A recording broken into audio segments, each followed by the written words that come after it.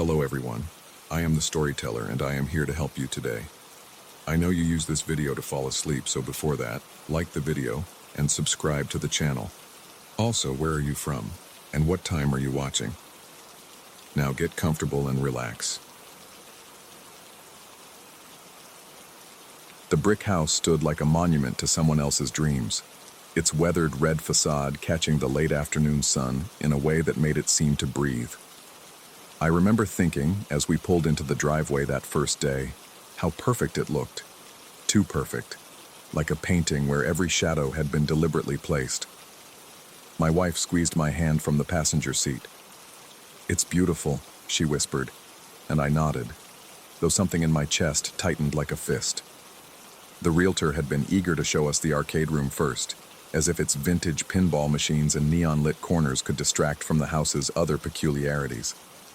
The machines hummed with electricity, even though they hadn't been played in years, their screens flickering with ghost images of high scores belonging to names we didn't recognize.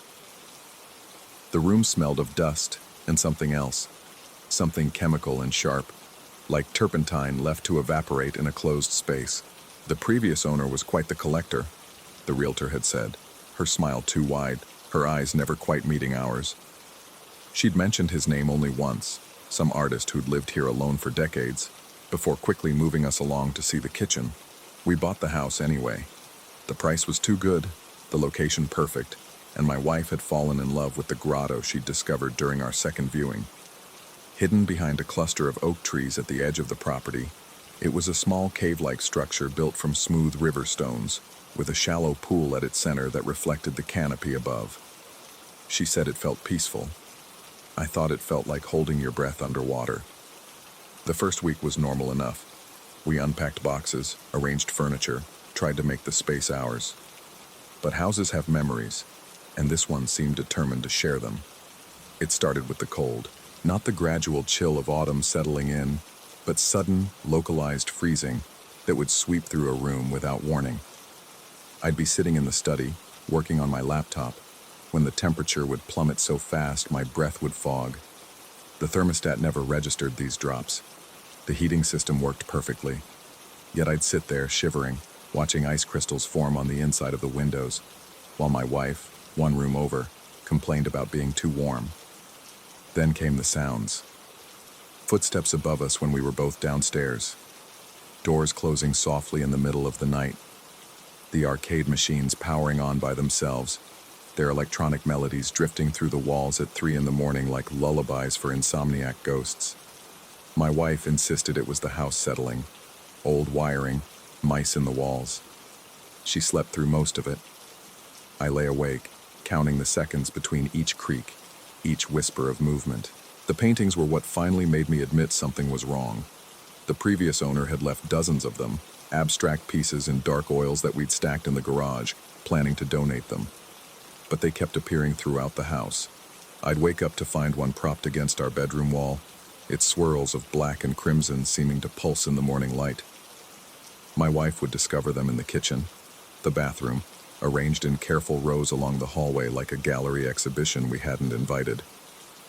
"You must be moving them in your sleep," she said one morning, finding me staring at a particularly disturbing piece that had materialized on our dining room table.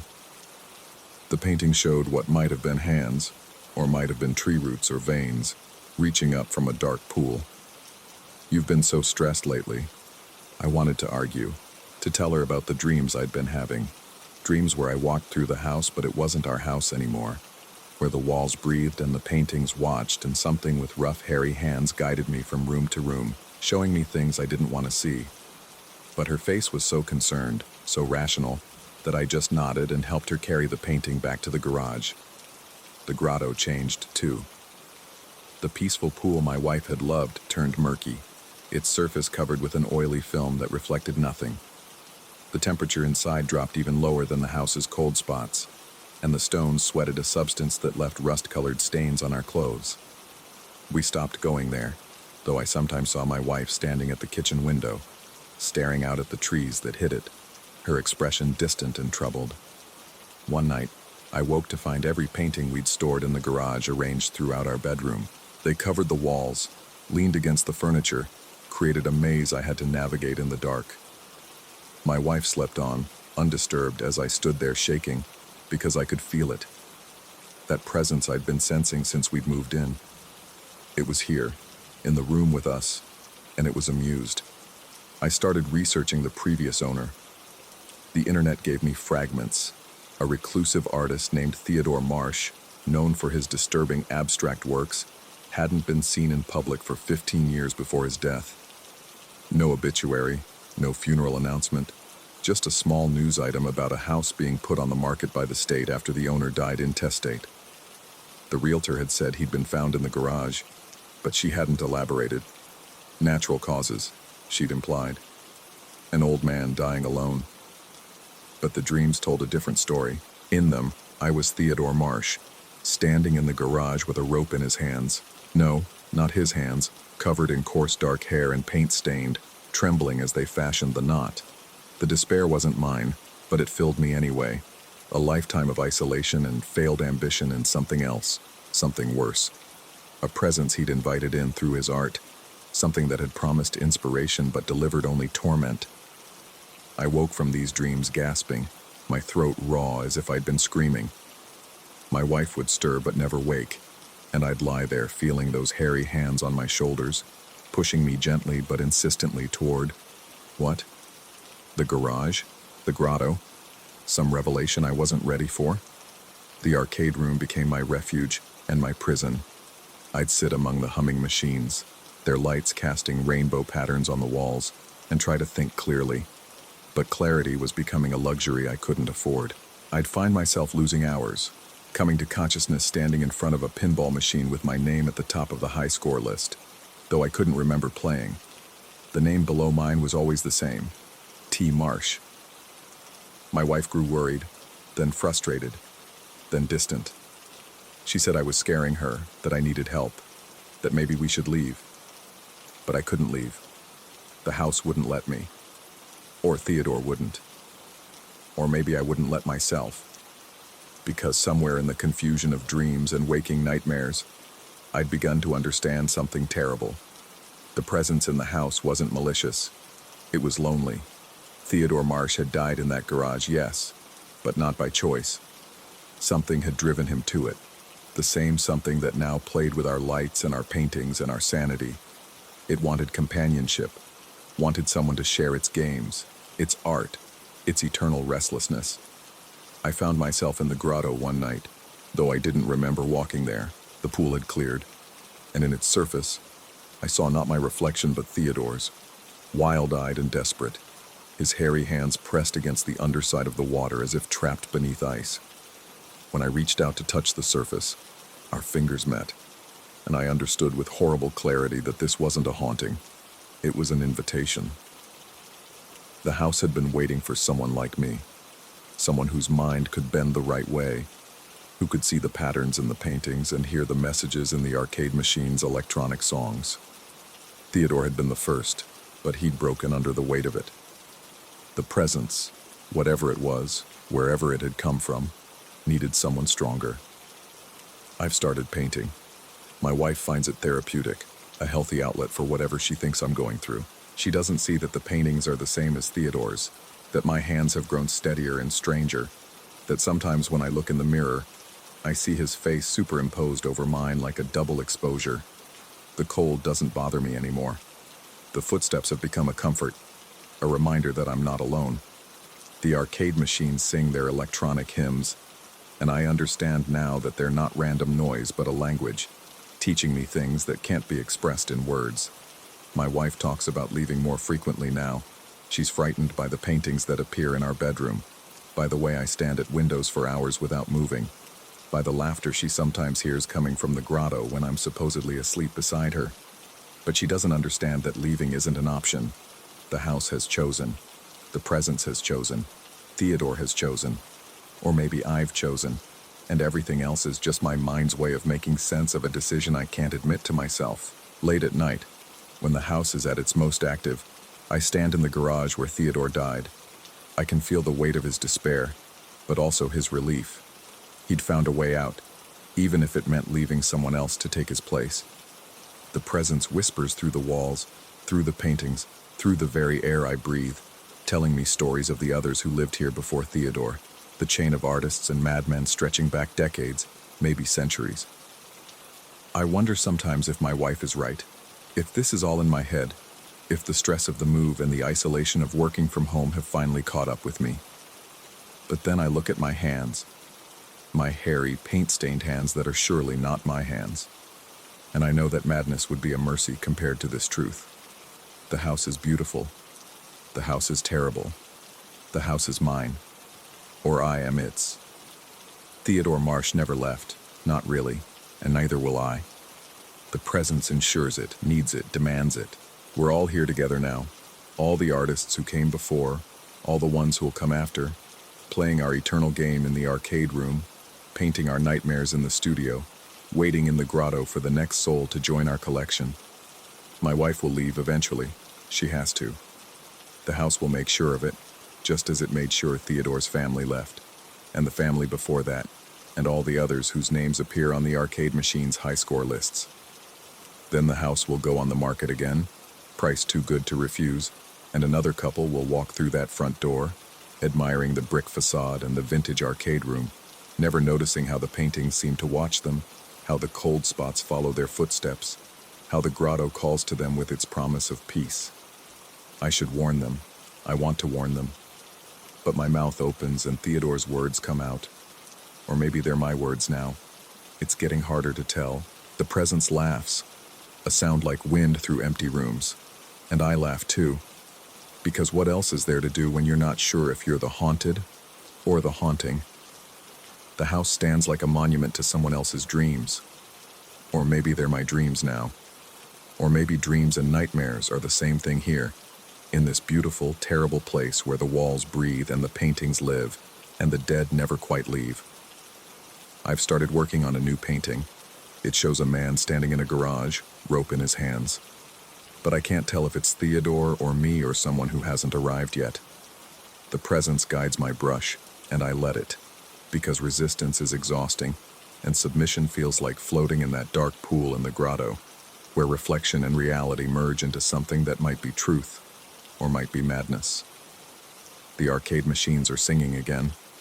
Their song sounds like my name, but also like Theodore's. And like all the names that came before and will come after, we're all here, all playing the same game, all painting the same paintings, all trapped in the same beautiful brick house that breathes in the afternoon sun. My wife is calling me to dinner. Her voice sounds distant, as if she's already halfway gone, already becoming one of those people who lived here briefly before the house decided they weren't suitable. I should go to her, should try to explain, should beg her to stay or to take me with her. Instead, I pick up my brush and continue painting. Theodore's hands, my hands, our hands, move with practiced precision, creating something beautiful and terrible, something that will outlast us all. The house approves. The presence approves. And somewhere in the garage, in the grotto, in the space between the walls where sound and silence meet, Theodore Marsh is laughing or crying, or maybe both. Welcome home, he seems to say, though his lips never move and his voice might just be the wind. Welcome home. Story 2. The hypnotist's voice drones like a wasp trapped between window panes, and I'm slipping backward through time again, falling through memories I've spent 37 years trying to forget. My fingers dig into the leather armrests of his chair as the familiar gray shapes begin to coalesce in the darkness behind my eyelids. Angular, wrong, always watching from the edges of things. I've been seeing them since I was 6 years old. The first time was in my childhood bedroom, 3:17 a.m. according to the dinosaur clock on my nightstand. I remember the exact time because I stared at those glowing green numbers while something stood at the foot of my bed, its edges sharp enough to cut the darkness, gray and geometric, like someone had folded space itself into origami and forgotten to smooth out the creases. It didn't move, didn't breathe, if it breathed at all, just observed me with what might have been eyes, or might have been holes where eyes should be. I told myself it was a dream. Children have nightmares. But nightmares don't leave you with 4 hours of missing time and grass stains on pajamas you never took outside. The hypnotist, Dr. Brennan, though I doubt that's his real name, tells me to go deeper, and suddenly I'm 8 years old, hiding under the kitchen table while my parents argue about bills. The tablecloth hangs down like a theater curtain, and in that dim space beneath, I'm not alone. One of them crouches there with me, its body folding and unfolding in ways that make my eyes water to track. This close, I can see its skin isn't skin at all, but something like television static given form. Millions of tiny gray pixels shifting and rearranging themselves every second. It reaches out with something that might be a hand, and time skips like a scratched record. Next thing I know, my mother is shaking me awake at the dinner table, my face pressed against my homework, drool soaking through math problems I don't remember starting. The clock on the microwave reads 9:43 p.m. It had been 5:15 when I crawled under the table. Dr. Brennan's voice pulls at me, but I resist diving deeper. Some memories have teeth. By the time I turned 12, I'd learned to recognize the signs of their approach. The air would taste like copper pennies. Electronic devices would hiccup, televisions changing channels on their own, radio stations bleeding into each other until voices became an incomprehensible chorus. My skin would prickle with the sensation of being studied, cataloged, measured against some cosmic rubric I'd never understand. They started getting creative with their appearances. Or maybe I was just getting better at seeing through their disguises. I was 14, watching Saturday morning cartoons in our basement rec room, when Kermit the Frog turned his head wrong. Not puppet wrong, but geometrically wrong, his felt face folding along angles that shouldn't exist. The other Muppets continued their song, but Kermit stared directly at me through the screen, and his eyes were those same dark holes I remembered from my bedroom. Gray leaked through the green felt like ink through tissue paper. The television exploded. That's what my parents thought anyway, when they found me unconscious on the floor, surrounded by broken glass I didn't have a single cut from. The TV was perfectly intact, playing static. I'd been out for 6 hours. High school brought them closer. They'd appear in my peripheral vision during algebra tests, standing in the corner where the walls met the ceiling, defying gravity with their angular bodies. Once during junior prom, I saw one wearing my date's face, dancing with another student while the real girl stood beside me, oblivious. The duplicate's movements were too precise, too calculated, like someone had studied human dancing from textbooks but never felt music. When it spun, its edges blurred gray. I started keeping journals, documenting every encounter, every lost hour, every time reality seemed to fold in on itself. 33 notebooks now sit in a storage unit across town, filled with sketches of beings that shouldn't exist, timestamps that don't add up, and increasingly frantic questions about my own sanity. The thing is, crazy people don't usually question if they're crazy. That's what I tell myself when I wake up at 3:17 a.m., always 3:17 a.m., to find them standing in my apartment, their forms more defined now, more confident. They don't hide anymore. Why would they? I'm the only one who can see them. Or so I thought until I met Dr. Brennan 3 weeks ago. He found me. Not the other way around. Showed up at the coffee shop where I write freelance articles about normal things. Restaurant openings, local events, anything that doesn't involve entities that shouldn't exist. He sat down across from me without invitation, his suit gray enough to make me flinch, and said he'd been reading my journals. Impossible, I told him. Those journals were locked away. He smiled, a real human smile, warm and slightly crooked, and pulled out a sketch I'd drawn just that morning in a notebook I hadn't yet left my apartment. The angular beings, captured in pencil, standing around my bed while I pretended to sleep. That's when he told me about the others. Dozens of people across the country, all seeing the same gray watchers, all losing the same chunks of time, all questioning their sanity, while the beings grew bolder, more present, more real. The hypnosis sessions were his idea. Recover the lost time, he said. Find out what happens in those missing hours. Understand what they want. So here I am, sinking deeper while his voice guides me toward memories my mind has locked away for its own protection. And I'm beginning to remember things I wish I couldn't. The missing time isn't empty. It's full. Too full. During those lost hours, they take me somewhere else, somewhere gray and angular like them, where the walls breathe and the floors shift and gravity works sideways. They run tests, though not with instruments I recognize. Instead, they show me things, images, scenarios, other versions of my life where different choices led to different outcomes. They're measuring something in me, some quality I can't name, watching how I react to fear, to confusion, to the slow realization that reality is far more fluid than I ever imagined. In one memory that surfaces like a bubble through oil, I'm 25, and they've arranged themselves in my living room to look like a surprise party. Each one wears the face of someone I know, friends, co-workers, my ex-girlfriend, but their bodies remain angular and gray beneath the masks. They sing happy birthday in perfect unison, their voices harmonizing in frequencies that make my teeth ache. When I blow out the candles on a cake that isn't there, time stops, and they circle me, examining my fear like scientists studying a specimen. They're testing my breaking point. That's what I understand now, as Dr. Brennan pulls me deeper. Every appearance, every lost moment, every reality-bending encounter has been a stress test, gradually increasing the pressure to see when I'll snap, when I'll stop being useful for whatever purpose they have in mind. But I haven't broken. 37 years of this, and I'm still here, still functional, still able to distinguish between their reality and mine, even when the boundaries blur. Dr. Brennan's voice changes, becomes familiar in a way that makes my blood freeze. I force my eyes open, fighting against the hypnotic weight that wants to keep them closed. The office swims into focus slowly, and Dr. Brennan is still sitting across from me. But something's wrong with his edges.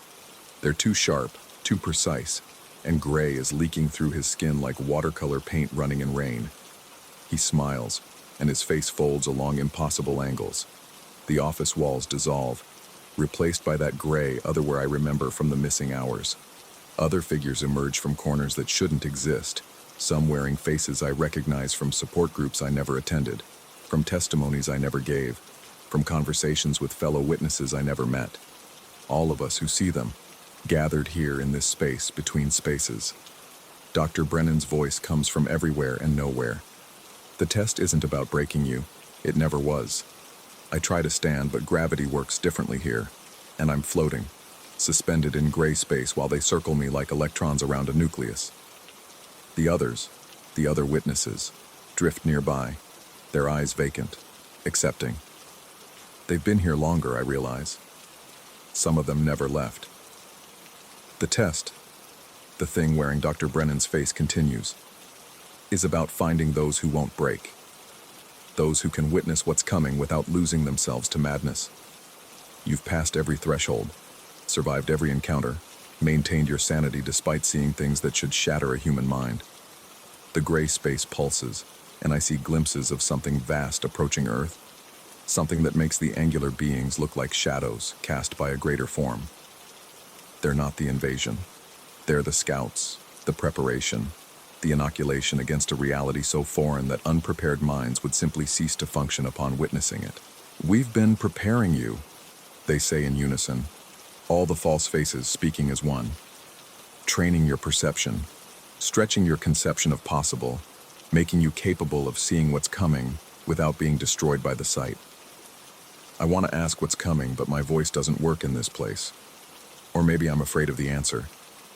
The other witnesses float around me, and I recognize the vacant acceptance in their eyes.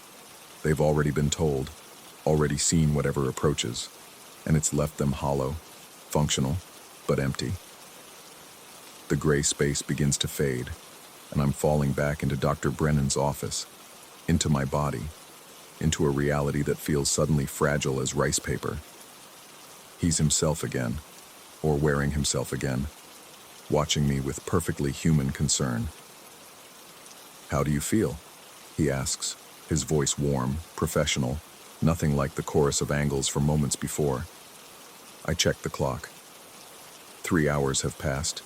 My clothes are disheveled but clean, no grass stains, no evidence of being anywhere but this chair. Just another gap, another missing piece of time filled with memories that might or might not be real. I start, then stop. How do I feel? Terrified, validated, chosen, condemned. All of these and none of them. Take your time, he says, but I see it now.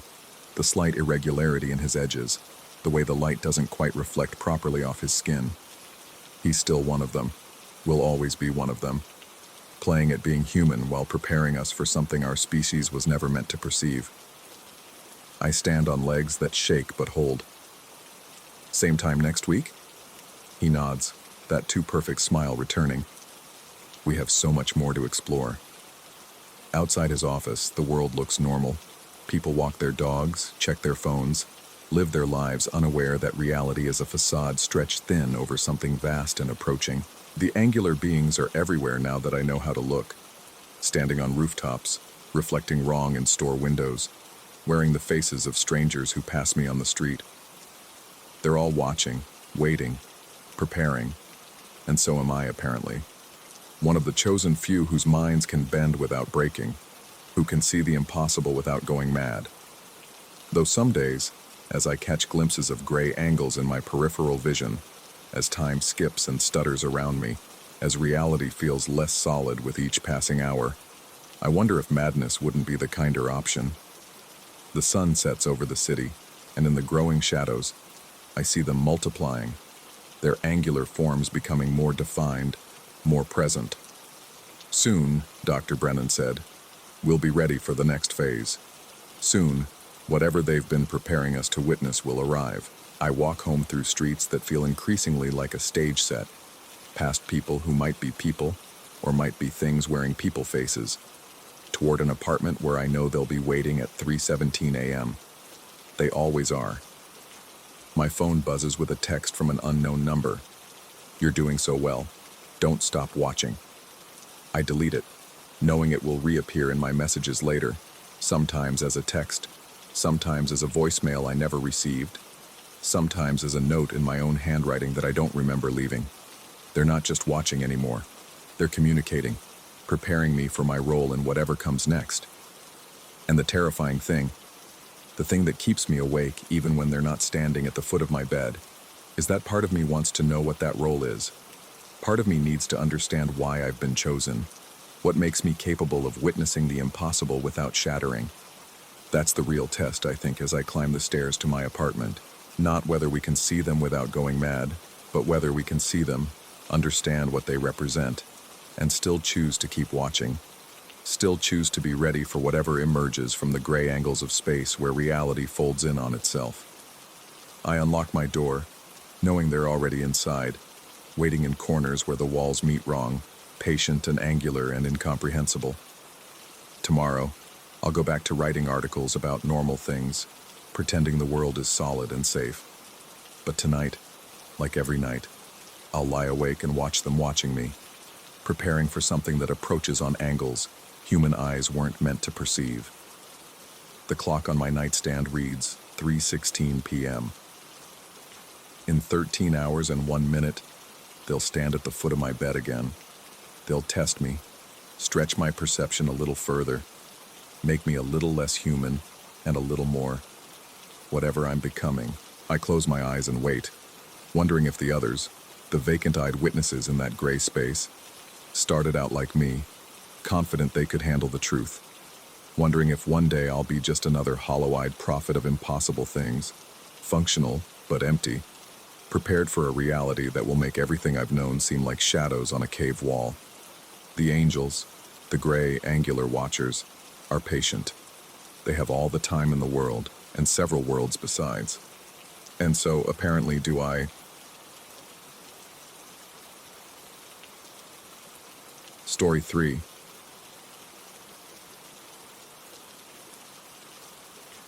The fluorescent lights in the costume shop hummed with that particular frequency that makes your teeth ache if you pay too much attention to it. I'd been working there for 3 months, sorting through decades of accumulated theatrical detritus in the basement of what used to be the city's most prominent Masonic temple before the college bought it in the 70s. The conversion had been haphazard.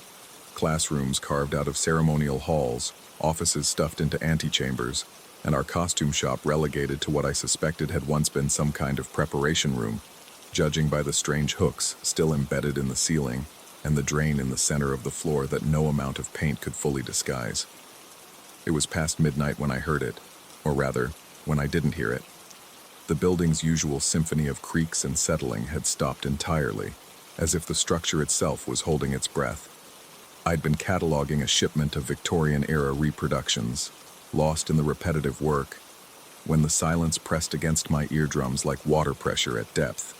Then came the sound of the door handle turning, not unusual in itself. Students wandered down here all the time, looking for last-minute costume pieces or just exploring the building's labyrinthine corridors. But the handle kept turning, rotating far past its normal stopping point, the mechanism clicking and grinding in ways that made my skin crawl. The metal groaned as if under tremendous pressure, and then, nothing. The handle snapped back to its resting position with enough force to make the door shudder in its frame. I walked over, my footsteps unnaturally loud in the oppressive quiet. The door wouldn't budge. Not stuck, not locked. It felt as though invisible hands were holding it shut from the other side. The brass handle was ice cold despite the basement's stuffy warmth, and when I pressed my ear to the wood, I heard what sounded like breathing, deep and rhythmic, coming from the hallway beyond. My phone showed no signal, not unusual for the basement, but the overhead lights began to flicker in a pattern that seemed almost deliberate. 3 short pulses, 3 long, 3 short again. Even I knew Morse code for SOS when I saw it, though whether the building was warning me or crying for help, I couldn't tell. That's when I noticed the wall. Behind a rack of moth-eaten military uniforms from various productions of the Pirates of Penzance, what I'd always assumed was solid stone showed a thin crack, perfectly vertical, running from floor to ceiling. The costumes hadn't been moved in years. Dust coated everything like gray snow, but the crack looked fresh, its edges sharp and clean. I pushed the rack aside, the wheels shrieking against the concrete floor, and found myself staring at what was unmistakably the outline of a door. No handle, no visible hinges, just that precise crack forming a rectangle about 6 feet tall and 3 feet wide. The stone around it was different from the rest of the wall, older, darker, with symbols carved so faintly into its surface that they might have been tricks of the light. When I pressed my palm against it, the stone felt warm, almost alive, pulsing with a rhythm that matched neither my heartbeat nor the breathing I could still hear from the main door. The crack widened, not dramatically, just enough that I could see darkness beyond and smell something that reminded me of old books and copper pennies and that particular scent that clings to very old buildings, like centuries of human presence compressed into a single breath. My fingers found the edge, and the door swung inward with no resistance at all, revealing a narrow staircase carved directly into stone, descending into absolute blackness. The stairs were worn smooth in the center, polished by countless feet over who knows how many years. My phone's flashlight barely penetrated the darkness, the beam seeming to be swallowed just a few feet ahead. But I could see enough. The walls were covered in the same faint symbols, growing more elaborate and distinct as the stairs descended. Some looked almost like text, others like diagrams of things I couldn't quite comprehend, geometric patterns that hurt to focus on directly. 23 steps down, I counted, though I'm not sure why it seemed important. The staircase ended at another door. This one was wooden, ancient, bound with iron that had oxidized to a deep green. Unlike the hidden door above, this one had a handle, a grotesque thing shaped like a hand grasping a sphere. When I touched it, the metal was exactly body temperature, and I swear I felt it twitch. The door opened before I could turn the handle.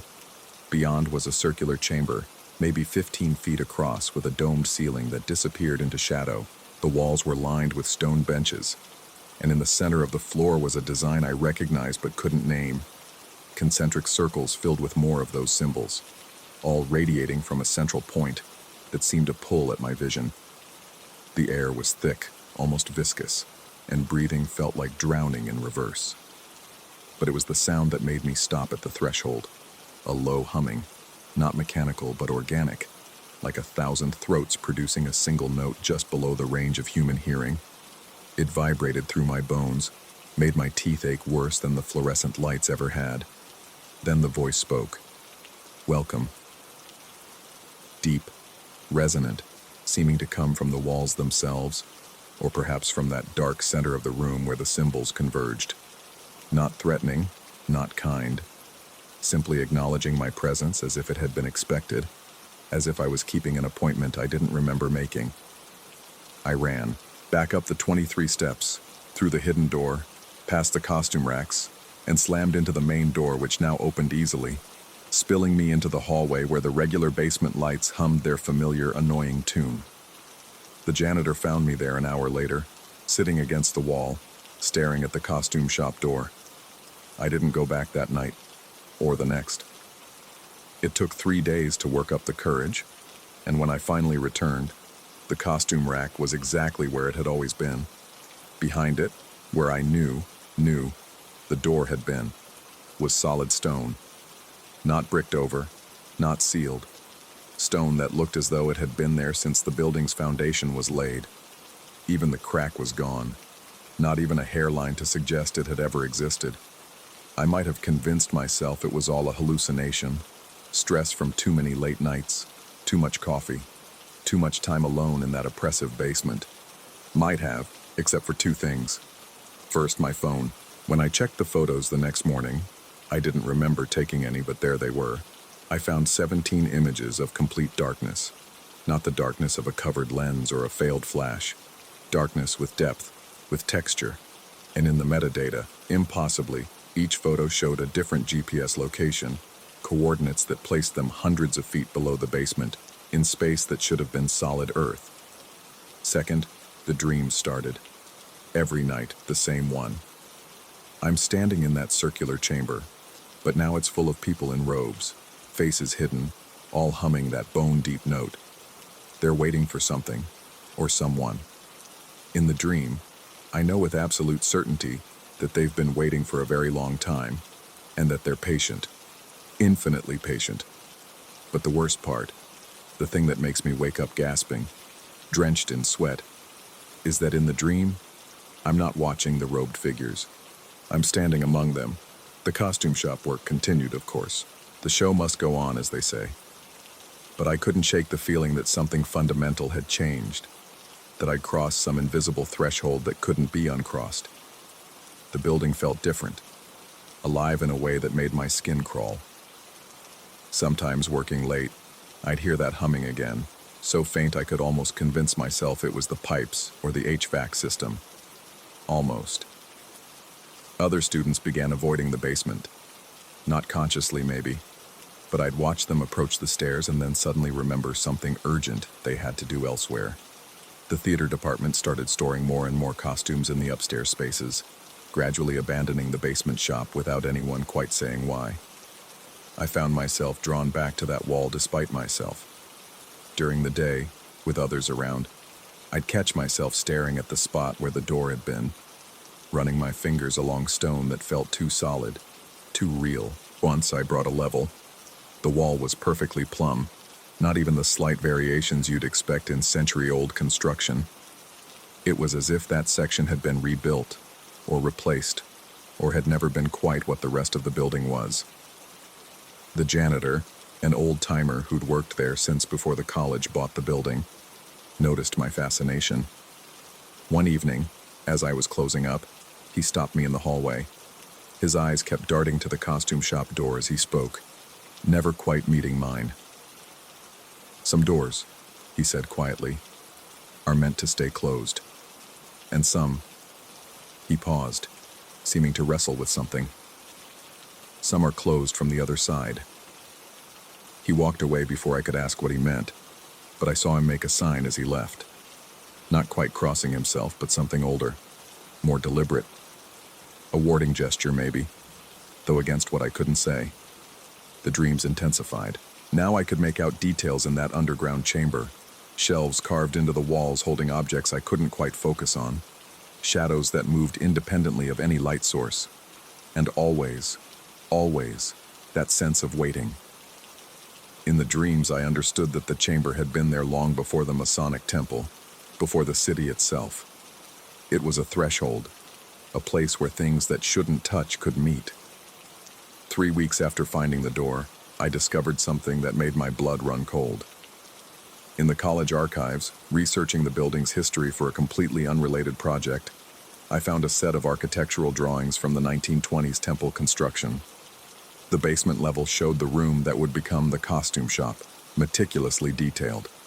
But there was an addendum, a note in fading ink at the bottom of the page. Northwest wall to be reinforced. Previous structure unstable. Under no circumstances should the original stone be fully removed. See Supplemental Diagram 7B. Supplemental Diagram 7B was missing. Of course it was, but someone had penciled a note in the margin where it should have been referenced. Sealed by unanimous vote, Grand Lodge, October 31st, 1923. Let what lies below remain below. I stopped going to the basement after that. Told the department I needed to focus on my studies, which wasn't entirely a lie. I couldn't concentrate on anything else anyway. But the building wouldn't let me go that easily. I'd find myself in the basement without remembering the walk there, standing in front of that too-solid wall, my hand pressed against stone that felt warmer each time. The final straw came on a Thursday night. I was in the library, 3 buildings away, when I heard it. That deep, resonant welcome, echoing not in my ears but somewhere behind my sternum, vibrating through my bones like a summons. My feet moved before I could stop them, carrying me across campus, into the old temple, down the stairs I'd sworn to avoid. The costume shop door was open. Inside, the rack had been moved aside, and where the solid stone wall should have been, the door stood open, that narrow staircase descending into darkness that seemed to breathe. But this time, I could see figures on the stairs, transparent, flickering like old film, people in period dress from every era the building had existed, all descending, all wearing the same expression of terrible recognition. I understood then. The door didn't open randomly. It opened for those who had already been there, who had already descended those 23 steps, who had already stood in that circular chamber and heard the welcome. It opened for those who belonged to it now, whether they remembered or not. I stood at the threshold for what felt like hours, but was probably only seconds. Then, with effort that felt like tearing part of myself away, I grabbed the door and pulled it shut. The sound it made closing was like a bone breaking, or maybe healing. I couldn't tell which. The next morning, facilities management found the wall bricked over. New bricks, fresh mortar, still damp. No work order, no record of anyone doing the job. The department chair decided to move the costume shop to the 3rd floor, citing structural concerns. Nobody questioned it. I still have those 17 photos of darkness on my phone. Sometimes, late at night, I swear they're getting lighter, like something far below is slowly ascending, moving toward a surface that shouldn't exist. And every October 31st, I get an email from an address that shouldn't be possible, just random characters that hurt to look at directly, with a single word in the subject line, welcome. I've never opened one. But each year the urge gets stronger, and I'm terrified that one day I won't need to. One day I'll just know what they say. The same way I know that 23 steps down, below a basement that's already below, in a chamber that predates human memory, something is still waiting. The worst part? I've started to wonder if it's waiting for me to remember what I've forgotten, or to forget what I still remember. And I'm no longer sure which possibility terrifies me more. The building still stands, still serves as the college's arts center. Students take classes in rooms that used to host secret rituals, paint in spaces where oaths were sworn, perform on stages where other kinds of performances once took place. Most of them never noticed the way sound travels differently in certain corners, or how shadows sometimes fall upward, or why the basement always feels like it's holding its breath. But every once in a while, someone will pause at the top of the basement stairs, hand on the railing, and look back at me with an expression I recognize. They've heard it too. That deep thrumming, that patient calling, that welcome that was never meant for human ears but found them anyway. I want to warn them. I want to tell them to stay away, to transfer to a different school if necessary. to put as much distance as possible between themselves and what lies below. But I know they won't listen. I didn't. Because the truth is, once you've heard that welcome, you're already home.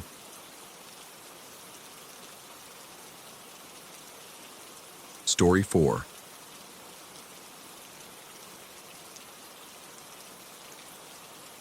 The house stood like a broken thing against the main coastline, its Victorian bones bent and warped by decades of salt wind and neglect. My wife had found it on some obscure rental site, charming period home with ocean views. But as our car crunched up the gravel drive that first evening, I felt something twist in my stomach. The building seemed to lean away from itself, as if its two halves were trying to escape each other's company. The owner met us at the door, a thin woman with nervous hands that wouldn't stop moving. She showed us through the ground floor quickly, pointing out amenities we didn't need explained. The kitchen, the living room with its stone fireplace. But when we reached the staircase, she paused. "Your bedroom is up here," she said, already climbing. "The house is divided, you see. We live in the other half, but you won't even know we're here. Complete privacy." The stairs groaned under our weight, a deep, settling sound that seemed to come from everywhere at once. At the top, a long hallway stretched in both directions. To the right, a wall of new drywall, pristine white against the aged wallpaper everywhere else. "That's our side," she said quickly, ushering us left. "Your bedroom is this way." The master bedroom was larger than I'd expected, with tall windows overlooking the rocky shore. But what caught my attention was the door in the far corner, heavy oak, with an old-fashioned lock mechanism that had been painted over so many times the details were lost in layers of white. "What's through there?" I asked. The woman's hands fluttered. "Oh, that's just storage. Part of the sealed section. It doesn't open. Hasn't for years. The key was lost long ago." She laughed, a brittle sound. "My grandmother used it as an art room, but that was before the house was divided." That first night we went to bed early, exhausted from the drive. The ocean rhythm should have been soothing, but there was something else beneath it. A kind of breathing in the walls, the old wood expanding and contracting. I lay awake, studying that locked door in the corner. In the darkness, it seemed to pulse with its own shadow. At 3:17 a.m., I woke to a sound that sent ice through my veins. Above us, directly above our bed, came a long metallic screech, like iron being dragged across iron. It went on for perhaps 10 seconds, stopped, then came again. My wife stirred but didn't wake. I lay rigid, listening to my heart hammer against my ribs. The sound came once more, followed by what I can only describe as footsteps, though they had a strange, sliding quality. Then silence. Complete, oppressive silence that was somehow worse than the noise. I didn't sleep again that night. The next morning, my wife commented on how tired I looked. I mentioned the sounds, trying to keep my voice casual, but she only shrugged. "Old houses make noise," she said. The metal was probably just the gutters contracting in the cold. She wanted to go exploring the town, find somewhere nice for lunch. I agreed, eager to leave the house behind for a few hours. But all day, I found myself thinking about that screech. Gutters don't walk.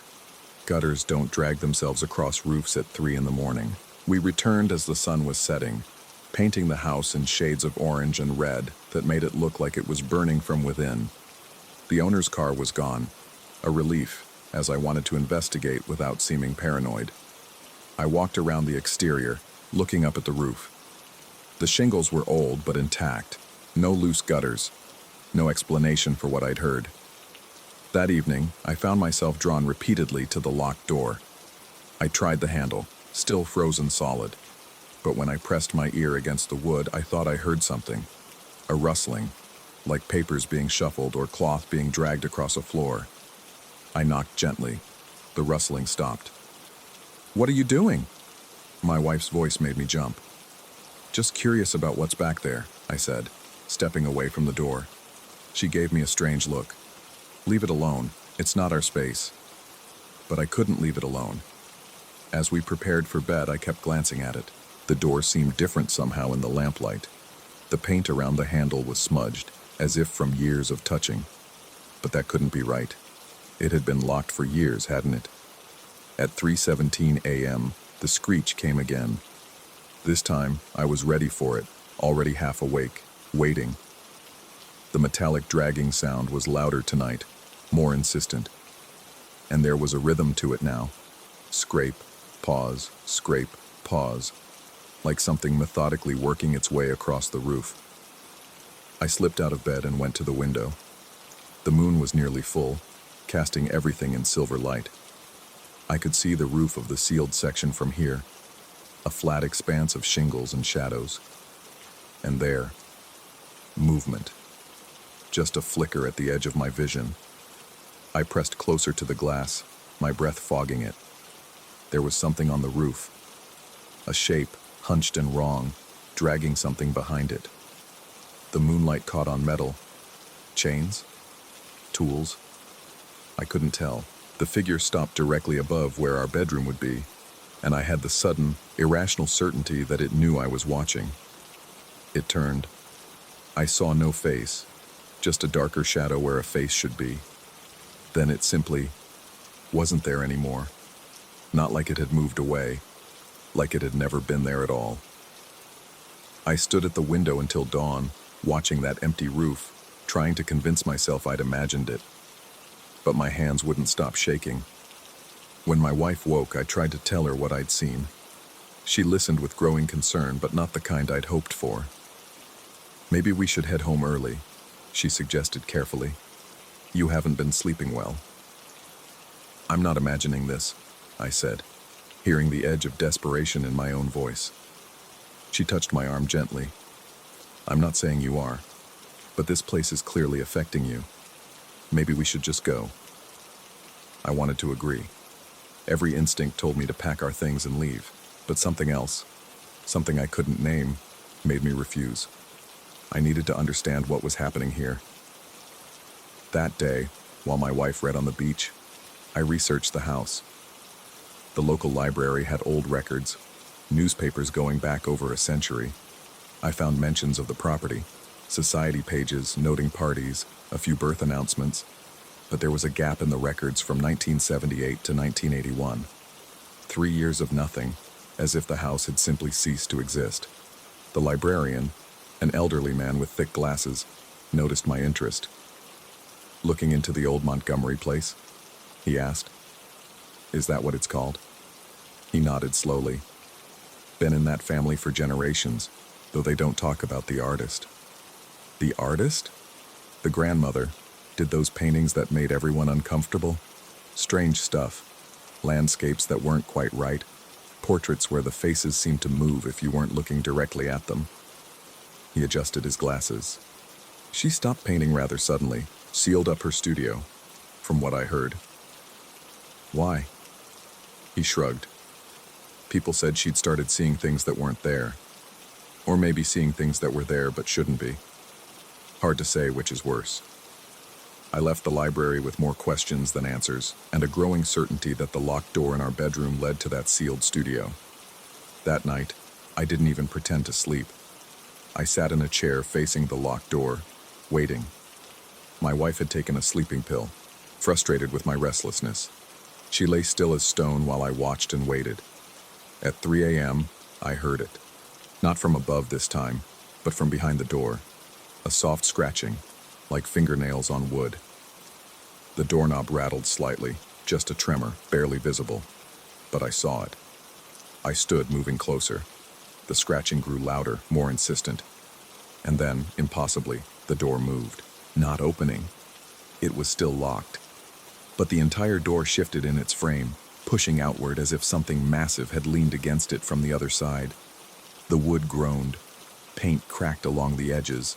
The door pushed out perhaps an inch, maybe 2, before settling back into place with a soft thump. Silence. I reached for the doorknob, my hand shaking. It was warm. Not just warm, hot, as if someone had been gripping it from the other side. I jerked my hand back, and as I did, I heard it. A laugh.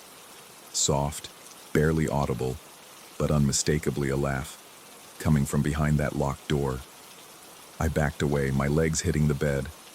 My wife didn't stir. I wanted to wake her, to have someone else witness this, but I couldn't move, couldn't speak. The door looked normal again, just an old, painted-over door, but I knew what I'd seen, what I'd heard. The next morning I examined the door frame.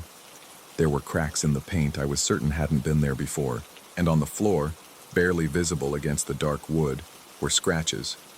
Fresh scratches, as if something with claws had been trying to dig its way under. My wife found me there, on my hands and knees, tracing the scratches with my fingers. "We're leaving," she said, not a question. "Look at these marks," I said. "Look at them. They're real."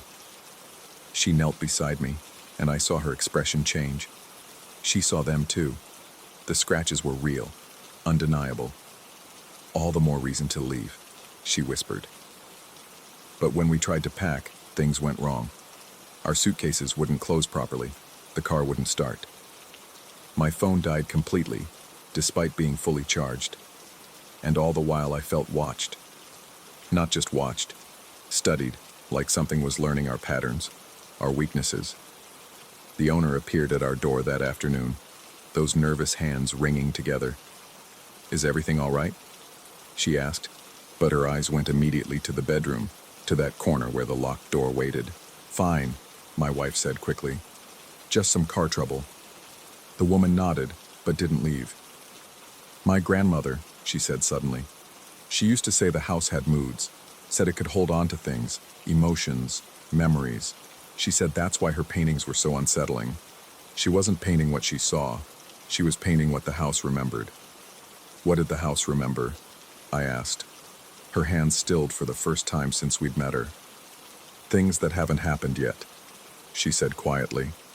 "She sealed that room because she said she'd painted something that wasn't supposed to exist. Something that was trying to use the painting to become real." She left without another word. That night, I didn't go to bed at all. I sat in the living room, every light in the house on, waiting for dawn. But at 3:17 a.m., the lights went out. All of them, all at once. In the darkness, I heard footsteps above. Not sliding this time, walking. Walking with purpose. They moved across the ceiling, paused above the staircase, then began descending. I couldn't see anything in the absolute blackness, but I could hear each stair creak in sequence. Whatever was coming down was heavy. The footsteps reached the bottom, paused, then started down the hallway toward me. I wanted to run, but where? The footsteps came closer. I could hear breathing now, wet, labored breathing that didn't sound entirely human. It entered the living room. I could feel it looking at me, though I saw nothing but darkness. Then, just as suddenly as they'd gone out, the lights came back on. The room was empty, but on the coffee table in front of me was a painting. It was small, maybe a foot square, painted in oils that looked still wet despite their obvious age. It showed our bedroom, painted from the perspective of someone standing at that locked door. But in the painting, the door was open, revealing not a studio, but a vast black space that seemed to go on forever. And in that darkness, barely visible, was a figure. It had my face, but wrong, stretched and distorted, as if seen through warped glass. And it was smiling. I don't remember making the decision to go upstairs. I found myself standing in our bedroom, staring at the locked door. It was open, not forced, not broken, simply open, as if it had never been locked at all. Beyond was not a room but a narrow staircase leading up. I climbed. I had to. Each step took me higher into what should have been the roof, but the stairs kept going. The walls changed from wood to something that looked organic, pulsing slightly. The air grew thick, hard to breathe. At the top was another door, identical to the one in our bedroom. I pushed it open. Inside was our bedroom, exactly our bedroom, down to my wife sleeping in the bed. But everything was wrong, reversed, like a mirror image. And standing at the foot of the bed was the figure from the painting. It had my face, my clothes, but its proportions were all wrong. Arms too long, neck bent at an impossible angle. It spoke with my voice. I've been waiting to trade places. She painted me into existence, but I needed an anchor. Someone to take my place in here while I take theirs out there. I ran, back down the impossible stairs, through the now open door, into our real bedroom where my wife was sitting up, frightened. "I heard you yell," she said. "Where did you go?" I turned to show her the open door, but it was locked, painted over, undisturbed. But the painting, that horrible painting, was leaning against it. We left that morning, abandoning half our things. The car started immediately. As we drove away, I looked back once. In the upper window of the sealed section, something watched us go. It waved with my hand. It's been 3 months now. We're home, safe, far from that house. But sometimes, late at night, I catch my reflection doing things I'm not doing, smiling when I'm not smiling, moving when I'm standing still. And every night, at 3:17 a.m., I hear that metallic screech. Not above me now, but inside me, as if something is slowly dragging itself out through my bones, wearing my face like a mask that doesn't quite fit. The house let us leave, but I'm not sure all of me came with us. I'm not sure what stayed behind, and I'm terrified to find out what took its place. Story 5. The scratching started on our 3rd night in the house. I dismissed my wife's warnings about the place with the casual arrogance that comes from a lifetime of rational thinking. Haunted? Please. The Victorian had been in her family for 3 generations, passed down through a line of women who all seemed to share the same penchant for dramatic storytelling. But the price was right, free, and the location couldn't be beaten. So what if her grandmother had filled her head with ghost stories? That first scratch pulled me from the edge of sleep like a fishhook through my consciousness. It came from inside the wall behind our bed, directly behind my pillow. Not the scurrying of mice or the settling of old wood. This was deliberate, methodical. 3 long drags against the interior of the plaster, followed by silence. I lay there, muscles taut, waiting. The darkness pressed against my eyes like wet cloth. Beside me, my wife's breathing remained steady, undisturbed. The old house held its breath with me, and in that suffocating quiet, I became aware of every small sound. The tick of contracting wood, the whisper of air through ancient vents, the pulse thundering in my ears. Then again, scratch, scratch, scratch. My rational mind kicked in, cataloging possibilities. Branches against the exterior wall, except there were no trees on that side of the house. Pipes expanding, but the scratching had a pattern, an intent that mechanical sounds never possessed. Animals in the walls. Yes, that had to be it. Squirrels, maybe, or rats. The thought of rats made my skin crawl, but at least rodents were real, manageable, exterminable. I'd call someone in the morning. But morning came with my wife shaking me awake in the kitchen. I stood barefoot on the cold linoleum, every drawer and cabinet door hanging open like mouths frozen mid-scream. The contents hadn't been disturbed. Everything remained neatly organized inside, but the doors and drawers were pulled out to their maximum extension, creating a maze of obstacles in the dim pre-dawn light. "You don't remember?" Her voice carried an edge I'd never heard before, sharp with something beyond concern. I didn't. The last thing I recalled was lying in bed, listening to those damn scratches, planning to call an exterminator. Now I stood here, my feet numb with cold, fingers cramped as if I'd been gripping something tightly for hours. She watched me close each drawer with mechanical precision, her arms wrapped around herself despite the thick robe she wore. The kitchen felt different in the gray morning light, older somehow, as if the night had aged it by decades. The wallpaper, which I'd barely noticed before, revealed a pattern of roses that seemed to writhe in my peripheral vision. "Your mother used to do this," she said quietly, "when she stayed here as a child. She'd wake up in strange places, doing strange things." I wanted to argue, to point out the obvious psychological suggestion at play, but my throat felt raw, as if I'd been talking in my sleep. Or screaming. The scratching returned the next night, and the next. Always in the same spot. Always the same pattern. 3 long drags. Silence. Repeat. I tried sleeping on the couch, but I'd wake up back in our bed, my wife telling me I'd walked upstairs around midnight and climbed in without a word. I installed a motion-activated camera in our bedroom, but the footage showed nothing. Just me, sleeping normally until the recording mysteriously stopped around 3 a.m. each night. The sleepwalking evolved. First, I'd find myself standing at the foot of our bed, staring at that corner where the scratching originated. My wife would wake to find me there, rigid as a mannequin, eyes open but unseeing. She'd guide me back to bed, where I'd have no memory of moving. Then it got worse. One night, she woke to find me standing on the bed itself, my palms pressed flat against the wall, feeling along its surface like I was searching for something. My fingers traced patterns she couldn't understand, and when she called my name, I turned to look at her with eyes that didn't seem to recognize her at all. "You kept saying, 'She's trying to get out,'" she told me the next morning, her coffee mug trembling slightly in her hands. Over and over, "She's trying to get out."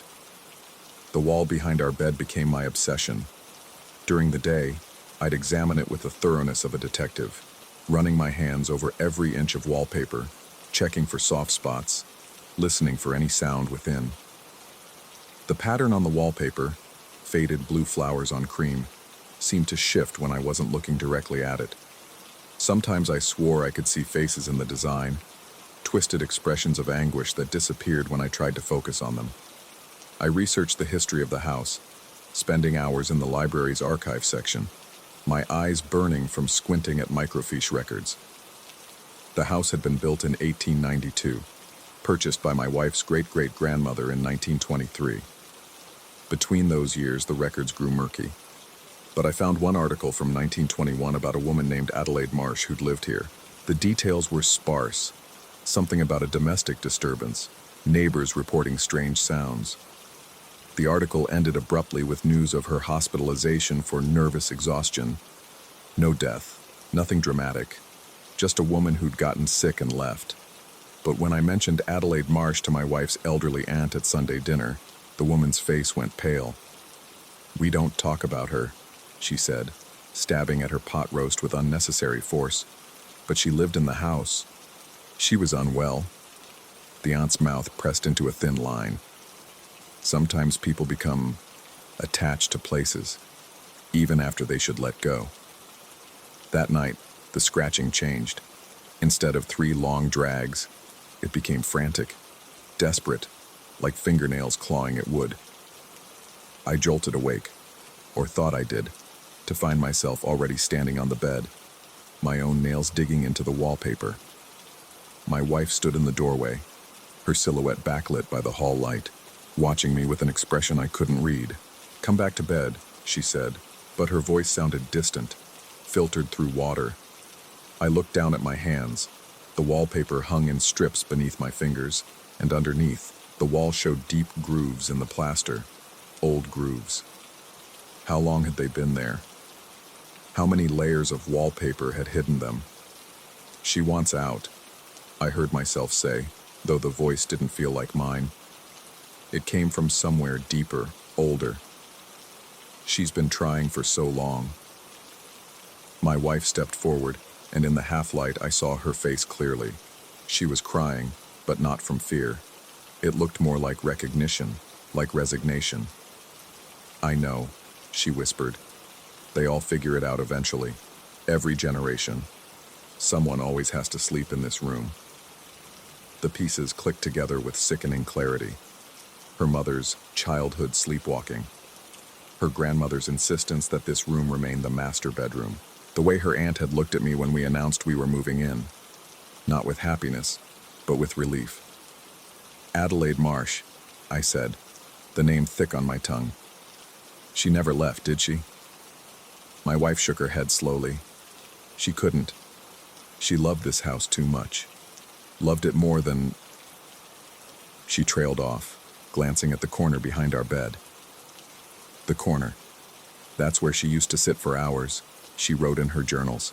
Just sitting, staring at the wall, saying the house was speaking to her. They found her there, catatonic. But even after they took her away, Even after she died in that hospital, she lingered. You knew. The accusation came out hollow, defeated. I hoped it wouldn't happen to you. You're so logical, so skeptical. I thought maybe... She pulled her robe tighter. But the house chooses who it speaks to. It always has. I wanted to rage, to demand answers. But standing there on our bed, my fingers still pressed to those ancient grooves, I felt her. Adelaide. Not as a ghost or a presence, but as an echo embedded in the very bones of the house. She hadn't ended her life in that corner, not physically, but something in her had died there, worn away by an obsession that had carved grooves not just in the plaster, but in the fabric of the place itself. We can move the bed, my wife said quietly. Tomorrow. Put it against the other wall. It helps, for a while. That's what my mother did, and her mother. Move the bed, paper over the marks, pretend it's not there, until someone else moves in, or until we forget why we moved it in the first place. I climbed down from the bed, my legs shaking. The scratching had stopped, but I could still feel it, like an itch beneath my skin. In the morning, we'd move the bed. We'd cover the wall with fresh paper. We'd pretend. But now I understood why my wife's family had never sold the house, why they'd kept passing it down through generations despite the burden. Someone had to stand guard, and someone had to keep others from that corner, from those grooves, from whatever Adelaide Marsh had found, or lost, in that specific spot where the walls met. As I lay back down, carefully positioning myself as far from that corner as the bed would allow, I heard it again. Not scratching this time, but something worse. Breathing. Soft, patient breathing from inside the wall, as if someone was waiting. I closed my eyes, knowing that tomorrow we'd move the bed, that the sounds would stop, that life would return to normal. But I also knew that I'd always wonder, what would have happened if we hadn't moved it? What was Adelaide trying to reach? What waits in that corner that drives people to claw through plaster and time itself? My wife's hand found mine in the darkness, squeezing tightly. It gets easier, she whispered, living with not knowing. But as sleep finally took me, I heard myself whisper back, in a voice that might have been mine or might have been older, hungrier. She's still trying to get out. And somewhere, deep in the walls, something answered with 3 long scratches.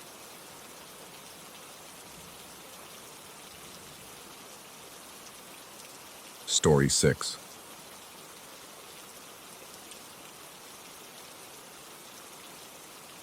The porch light shouldn't have been on. That was my first thought as we approached the house on Sycamore Lane, its yellow glow cutting through the October darkness like a beacon that had been burning for decades. My friends walked ahead, their flashlights dancing across the overgrown lawn, but I couldn't shake the feeling that the light was waiting for us, had been waiting for us, for a very long time. The house had been empty since before I was born. Everyone in town knew the story, or at least pieces of it. The family that lived there had simply vanished one day in 1998, leaving everything behind. No forwarding address, no goodbye, just an empty house that no realtor could sell and no buyer would touch. 26 years of nothing but whispers and weeds. Yet here was that porch light, steady and patient. My friend to my left, let's call him the brave one, was already working on the front door with a crowbar he'd brought from his dad's garage. The other one, the nervous talker, kept glancing over his shoulder and muttering about how this was a bad idea. I stood between them, watching that impossible light and feeling the October wind slice through my jacket like fingers made of ice. The door opened with a groan that seemed to echo from somewhere deeper than just old hinges. No alarm, no security system.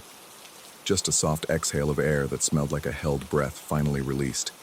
Stale but somehow alive, carrying hints of coffee and newsprint and something floral I couldn't place. We stepped inside. The living room hit us like a photograph developing in reverse. Everything was perfect. Not abandoned perfect, not preserved perfect, but lived in perfect. A coffee mug sat on the side table next to a recliner, wisps of steam rising from its surface in the beam of our flashlights. The television, a massive CRT that must have weighed 200 pounds, displayed static, but the kind of static that seemed to move with purpose, forming almost patterns that made my eyes water if I looked too long. The brave one picked up a magazine from the coffee table. His face went pale in the flashlight's glow. He showed us the cover. Time magazine, October 1998. The pages crisp as if fresh from the mailbox. A newspaper lay folded beside it. The date October 15th, 1998. The headlines discussing Clinton's impeachment proceedings and something about Iraq weapons inspections. The nervous one wanted to leave immediately, but the brave one was already moving deeper into the house, drawn by the impossibility of it all. I followed because the alternative was standing alone in that living room, with its breathing walls and its patient light. The kitchen was worse. A pot of soup simmered on the stove, actual steam rising, actual heat radiating when I held my hand near it. The refrigerator hummed its 1990s hum, covered in magnets holding shopping lists written in neat cursive: milk, eggs, bread, things for dinner party Saturday.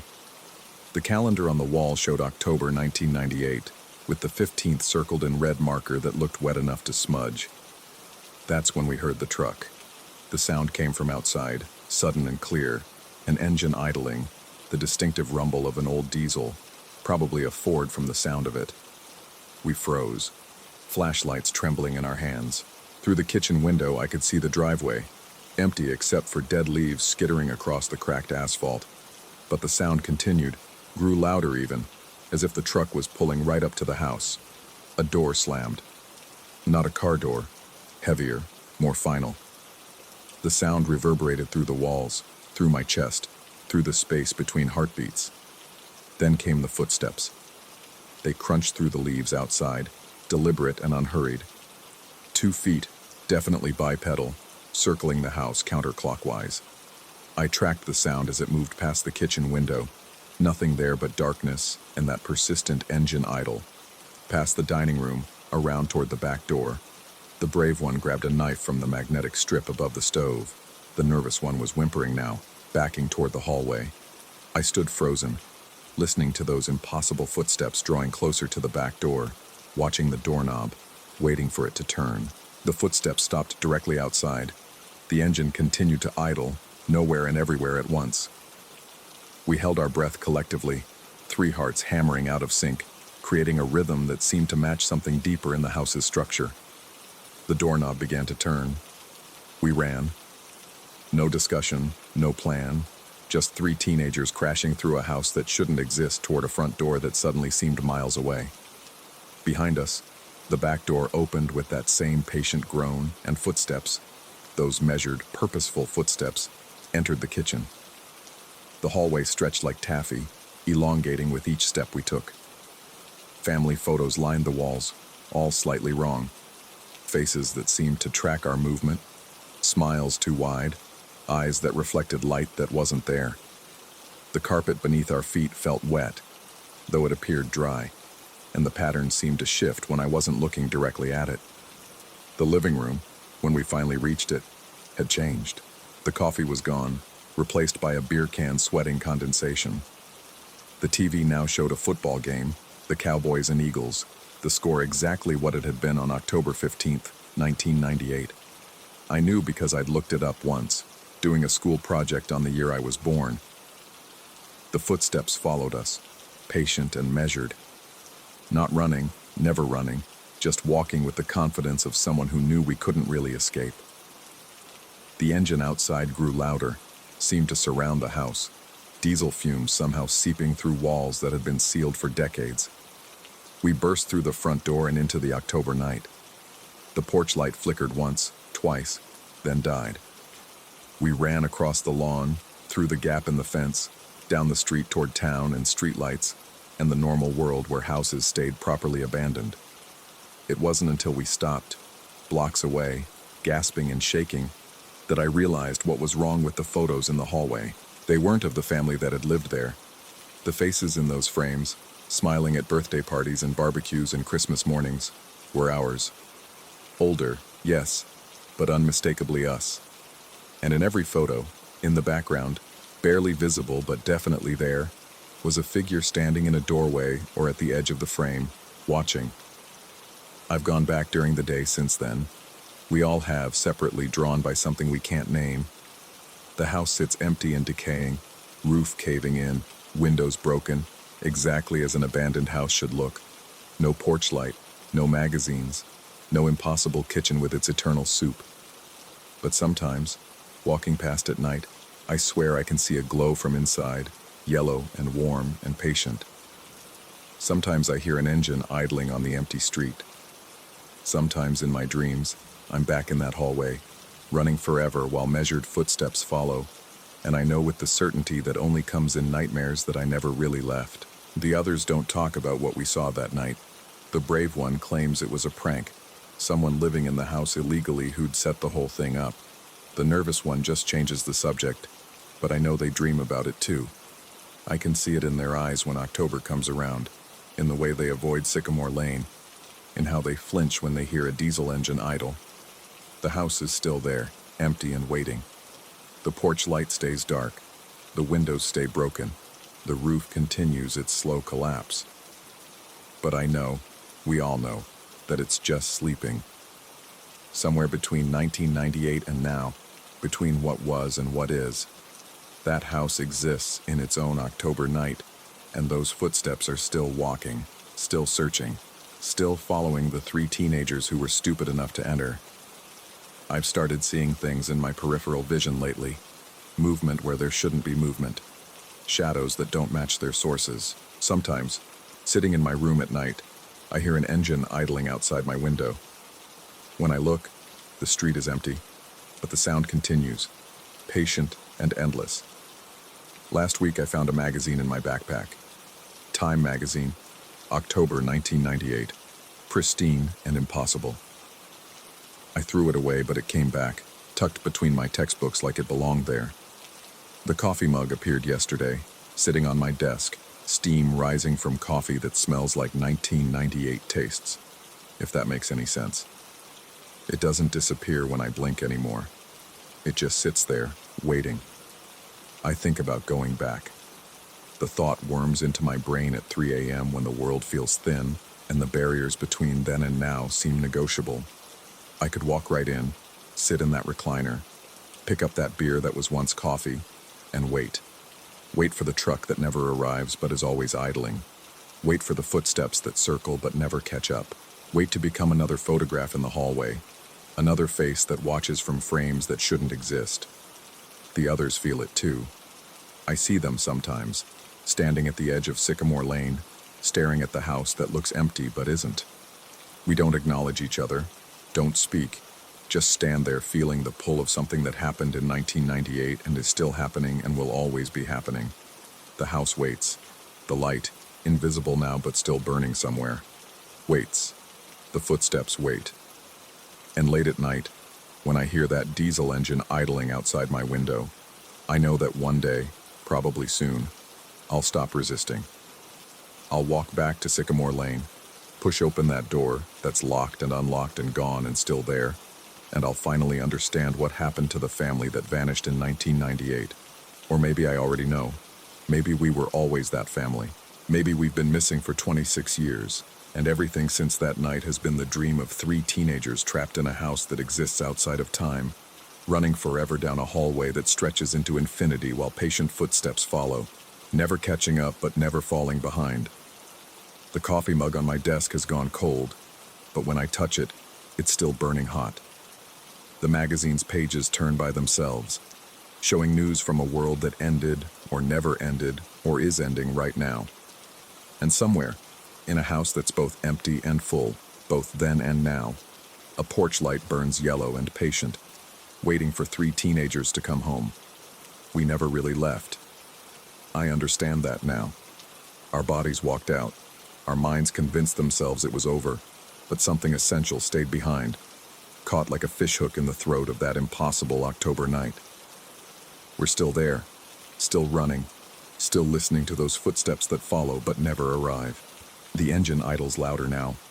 It's right outside my window, though the street remains empty. The footsteps have started again, circling my house counterclockwise, measured, and patient. The doorknob is beginning to turn, though I live alone and all my doors are locked. I should be terrified. I was at first.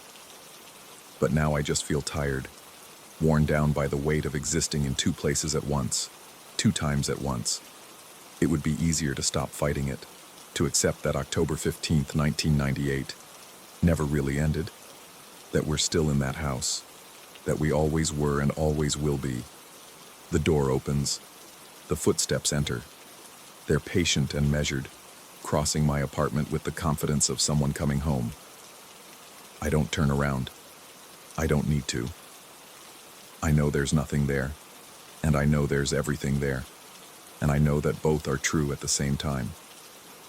The coffee mug disappears from my desk.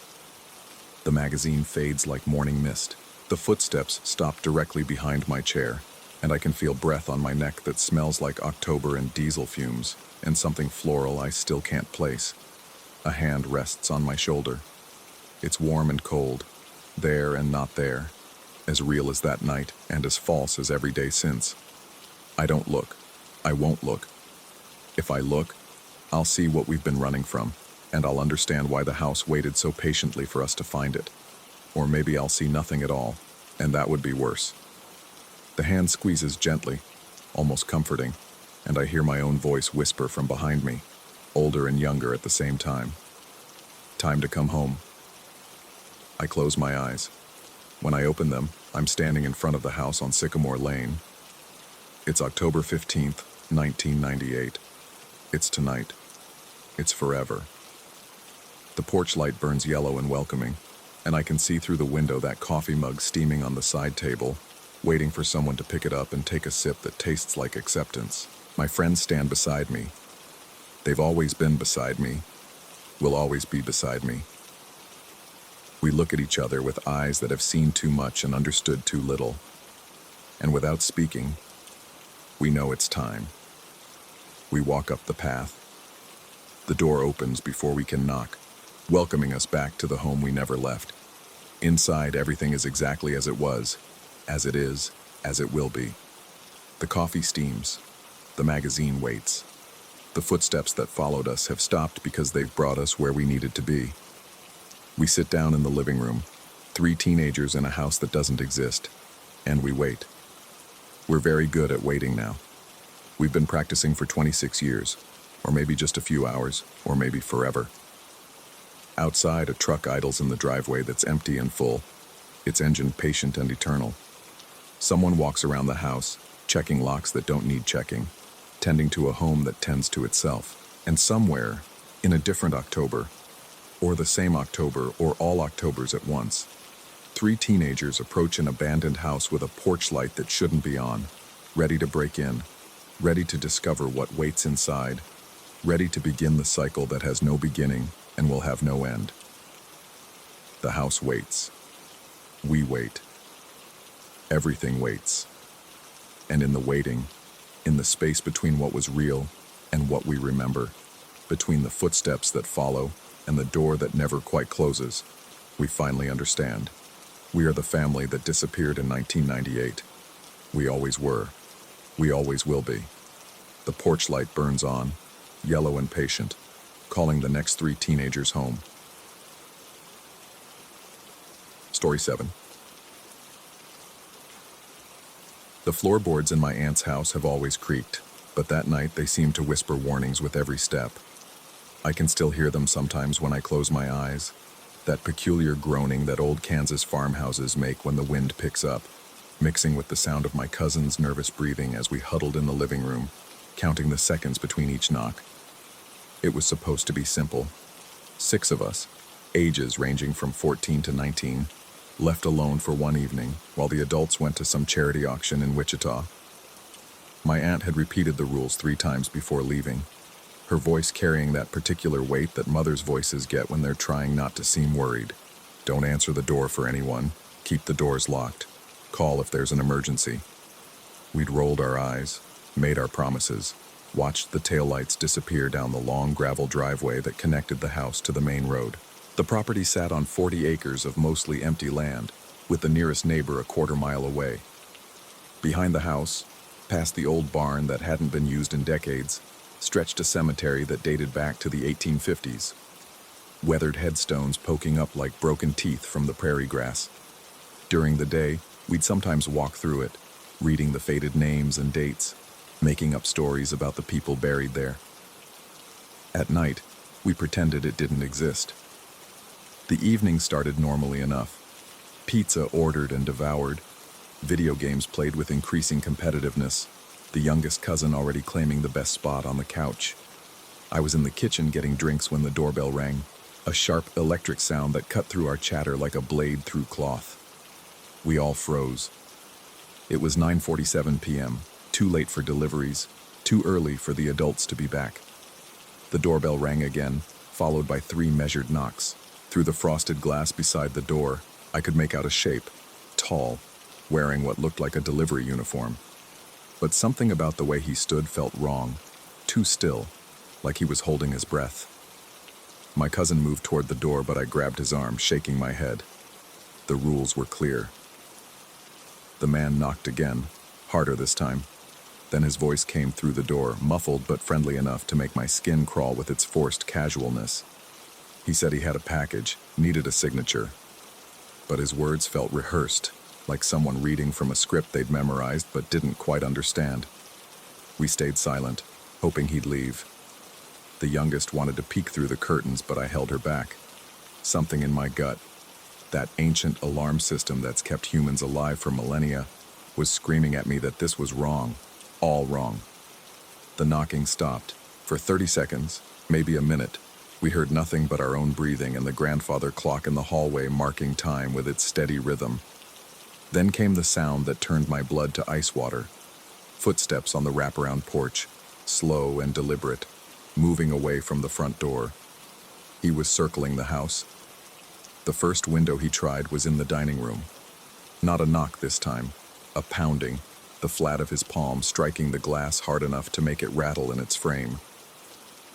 We scrambled together, a pack of frightened animals seeking safety in numbers. The second oldest cousin had his phone out, fingers hovering over the emergency call button, but I told him to wait. Maybe the guy would leave. Maybe we were overreacting. The pounding moved to the living room windows, then the kitchen.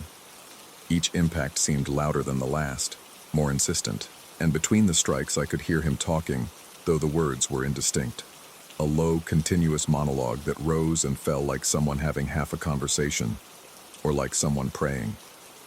When he reached the back door, he tried the handle. The sound of it turning, or trying to turn against the deadbolt, sent us backing toward the stairs.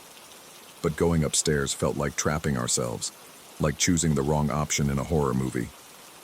We stayed in the living room, lights off now, as if darkness could make us invisible. Then came the sound I'll never forget. The doggy door. My aunt had installed it years ago for their old retriever who'd passed the previous winter. It was one of those magnetic flap types, big enough for a 70-pound dog. We heard the distinctive click whoosh of it opening, and then nothing. Just silence and the black square of the opening, darker than the darkness around it. A hand came through, just a hand at first, pale in the moonlight streaming through the window, feeling around the frame like something blind and hungry. The fingers were too long, or maybe it was just the angle, the way shadows played across them. They stretched impossibly, searching for the doorknob, for the deadbolt. My cousin, the brave one, the football player who never backed down from anything, grabbed a baseball bat from the closet. But his hands were shaking so badly I could hear the aluminum ringing like a tuning fork. The hand withdrew suddenly, as if it had heard the sound too. More circling, more pounding. Now at the basement windows, those small rectangles of glass at ground level. We could track his movement by sound alone, the scrape of feet on gravel, the irregular rhythm of his assault on our sanctuary. And still that voice, clearer now through the thinner basement glass, repeating something over and over. Numbers maybe, or names. I finally let my cousin call 911. The dispatcher's voice was professionally calm, asking questions we struggled to answer coherently. Yes, someone was trying to break in. No, we didn't know who. No, the adults weren't home. Yes, we were safe for now. They'd send someone immediately. Immediately in rural Kansas meant at least 15 minutes. The pounding stopped the moment we mentioned police. Not gradually, not naturally. It cut off mid-strike, as if someone had thrown a switch. We heard footsteps again, but running now, sprinting across the backyard toward the tree line, toward the cemetery. We watched from the window as a figure, just a dark shape against darker shapes, vaulted the low fence and disappeared among the headstones. One moment he was there, a shadow flowing between the graves, and the next he was simply gone, swallowed by the prairie darkness. The police arrived 17 minutes later. 2 officers, both looking tired and skeptical until they saw the marks on the windows. Long scratches in the glass that caught the flashlight beam strangely, seeming to spell out patterns that hurt to look at directly. They searched the property, checked the cemetery, found nothing except our fear hanging in the air like smoke. The official report would list it as attempted breaking and entering, suspect unknown. The officers suggested it was probably someone on drugs, maybe meth. It was a problem in rural areas, they said. They'd increase patrols for a few nights. We should keep our doors locked. But I knew, we all knew, that what we'd experienced wasn't as simple as a drug-addled stranger. There was something deliberate about it, something purposeful in the way he'd moved, the pattern of his assault on the house. Like he'd been testing something, or looking for something specific.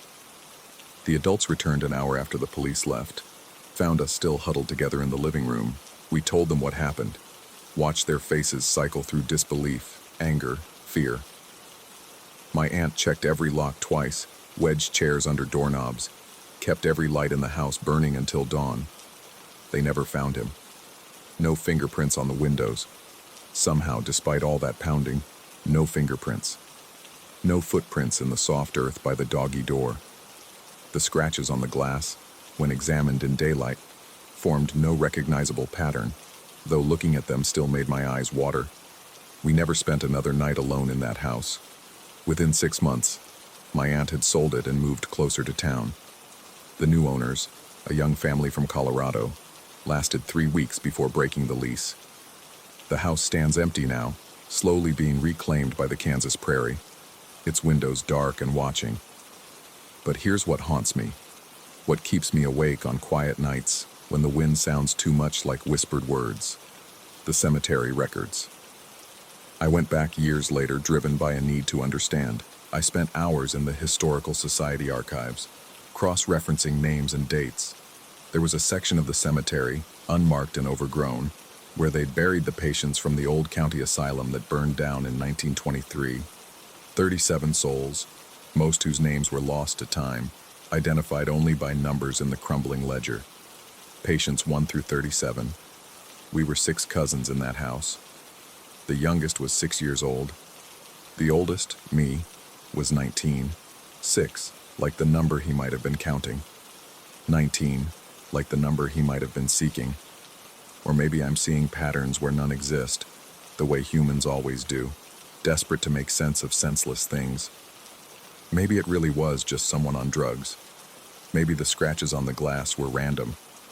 Maybe the fact that the doorbell rang exactly 19 times, I counted them later, reconstructing the nightmare, means nothing at all.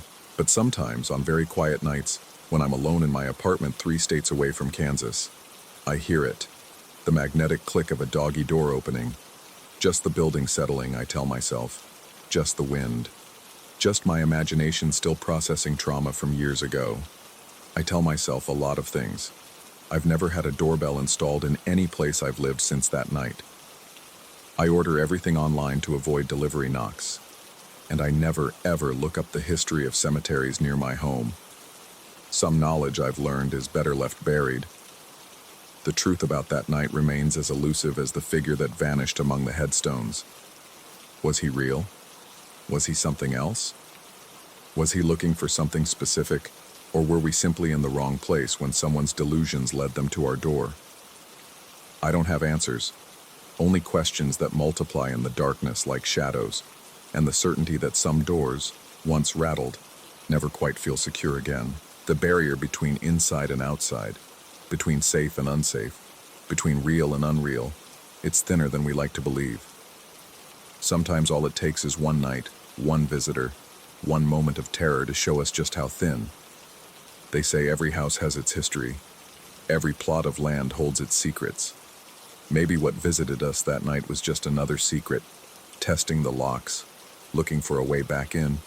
Or maybe, and this is the thought that freezes me when I let it fully form, maybe it never really left. Maybe it's still out there in that cemetery, counting, waiting, planning its next visit on some other cousin's night, when the adults are gone and the only witnesses are young voices that adults might not quite believe.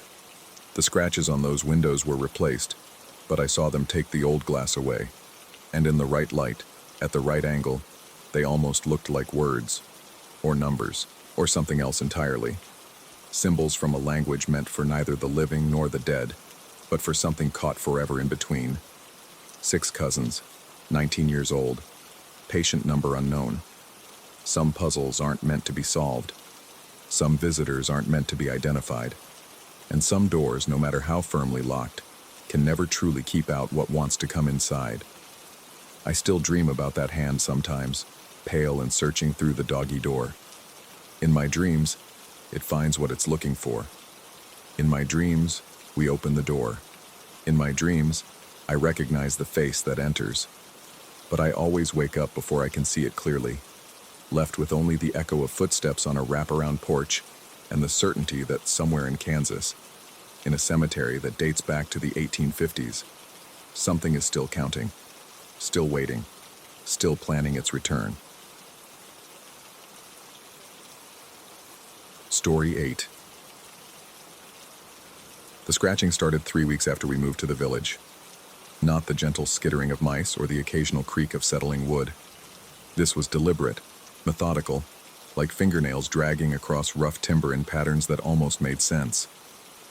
I'd lie in bed at night, counting the seconds between each scrape, searching for a rhythm that never quite materialized. Mother pretended not to hear it at first. I'd catch her pausing mid-sentence during dinner, her fork suspended halfway to her mouth, eyes darting upward as the sound filtered through the ceiling. Then she'd continue eating as if nothing had happened, asking about my day at the new school with forced brightness in her voice. The village itself felt wrong from the beginning, not in any way I could articulate. The houses stood straight enough, the lawns were reasonably maintained, and people nodded when you passed them on the narrow streets. But their nods lasted a fraction too long. Their smiles stretched a millimeter too wide, and conversations died the moment you approached, leaving behind a residue of unfinished words that hung in the air like morning fog. Our house squatted at the edge of town, where the forest began its slow encroachment on civilization. The previous owners had left suddenly, the real estate agent mentioned only once before changing the subject. The walls held the peculiar sweetness of old incense mixed with something metallic, a scent that intensified near the pull-down ladder leading to the attic. The spoons began disappearing a week after the scratching started. First, just one from the drawer. Mother blamed it on the move, said we'd probably packed it in the wrong box. Then another vanished from the drying rack overnight. By the end of the second week, we were eating soup with forks, and Mother had stopped making excuses. I tried to talk to kids at school about it, testing the waters with casual mentions of strange noises or missing items. They'd exchange glances, quick, furtive things that made my skin crawl, before steering the conversation elsewhere. One girl, pale and thin with hair like dried straw, grabbed my wrist as I was leaving chemistry class. Her fingers felt cold through my sleeve. "Your mother should pray more," she whispered, then released me and walked away before I could respond. The scratching grew bolder as autumn settled over the village. It moved from the attic to inside the walls, following me from room to room. Sometimes I'd hear what sounded like breathing between the scratches, deep, wet inhalations that made the hair on my arm stand up.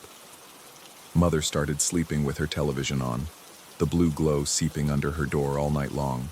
I decided to investigate the attic while she was at her new job at the town's only grocery store. The ladder groaned under my weight, releasing decades of dust that danced in the shaft of light from below. The attic was smaller than I'd expected, with a peaked roof that forced me to hunch as I moved toward the scratching sounds.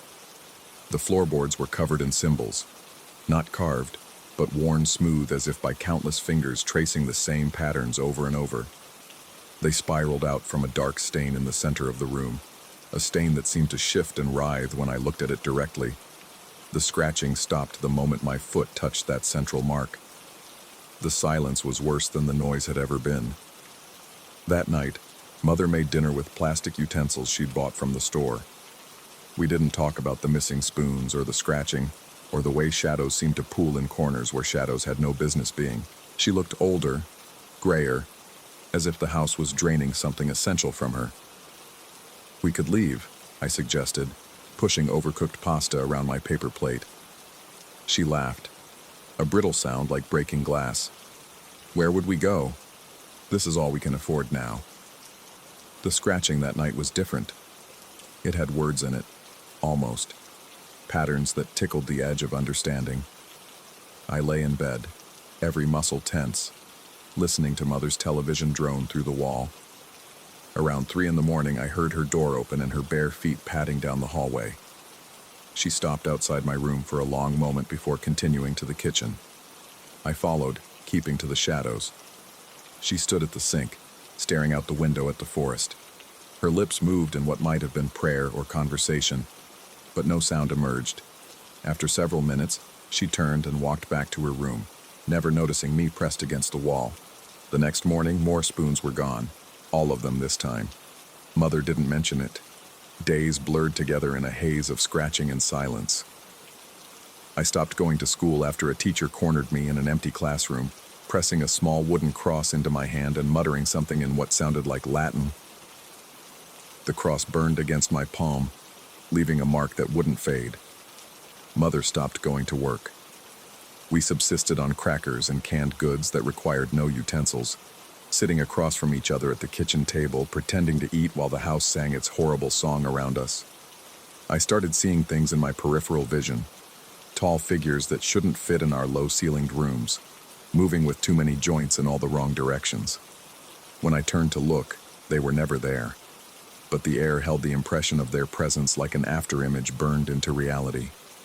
One night, I woke to find Mother standing at the foot of my bed, her eyes reflecting light that didn't exist. "Do you hear them calling?" she asked in a voice that wasn't quite hers. I couldn't answer. My throat had closed up and my limbs felt weighted down by invisible hands. She tilted her head at an impossible angle, studying me, before drifting out of the room like smoke. The next day, she acted as if nothing had happened, humming while she organized and reorganized the empty kitchen drawers. The breaking point came on a Tuesday. The scratching had become so loud it felt like it was happening inside my skull. Mother had locked herself in her room and I could hear her laughing, or crying. I couldn't tell which. The walls themselves seemed to pulse with each scratch, breathing in and out like living tissue. I called the police. I didn't know what else to do. They arrived within minutes, too fast for our remote location, but I was too desperate to question it. 2 officers, their faces familiar in that unsettling way everything in the village was familiar, like a half-remembered dream. They went straight to the attic without my directing them. I heard their heavy boots on the ladder, then silence. When they came down, one of them, a woman with eyes the color of old milk, handed me a photograph.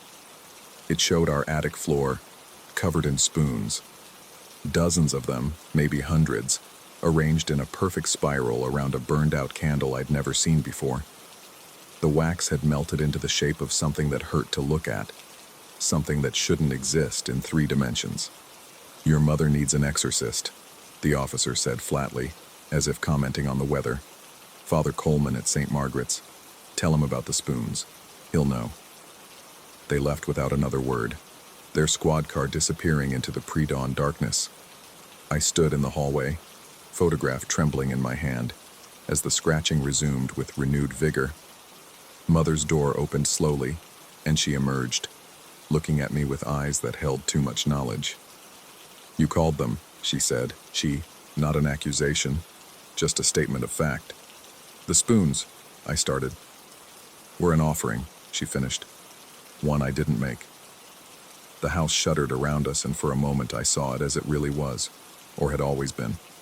The walls weren't walls, but membranes, thin and translucent with things moving behind them. The scratching wasn't coming from the attic, but from everywhere at once. 1,000 fingers trying to claw their way into our reality. Mother took my hand. Her skin felt wrong, too smooth, too cold. "We need to go to the church," she said, "before it's too late." But as we stepped outside, I saw the village for what it truly was. Every house was dark except for the attics, which glowed with a sick, pale light. Figures stood in the windows. Not people, but suggestions of people, twisted into shapes that made my eyes water. The church bells began to ring, though the sun hadn't yet risen. Mother's grip tightened on my hand as we walked through empty streets that seemed to stretch and contract with each step. Behind us, our house released a sound like a sigh or a scream, and I knew without looking that the attic door had opened on its own. Father Coleman was waiting for us, standing in the doorway of St. Margaret's with the expression of weary resignation. The church itself looked different in the pre-dawn light. Older, hungrier, its steeple reaching toward stars that shouldn't be visible through the clouded sky. "The spoons," he said simply, and Mother nodded as if this explained everything.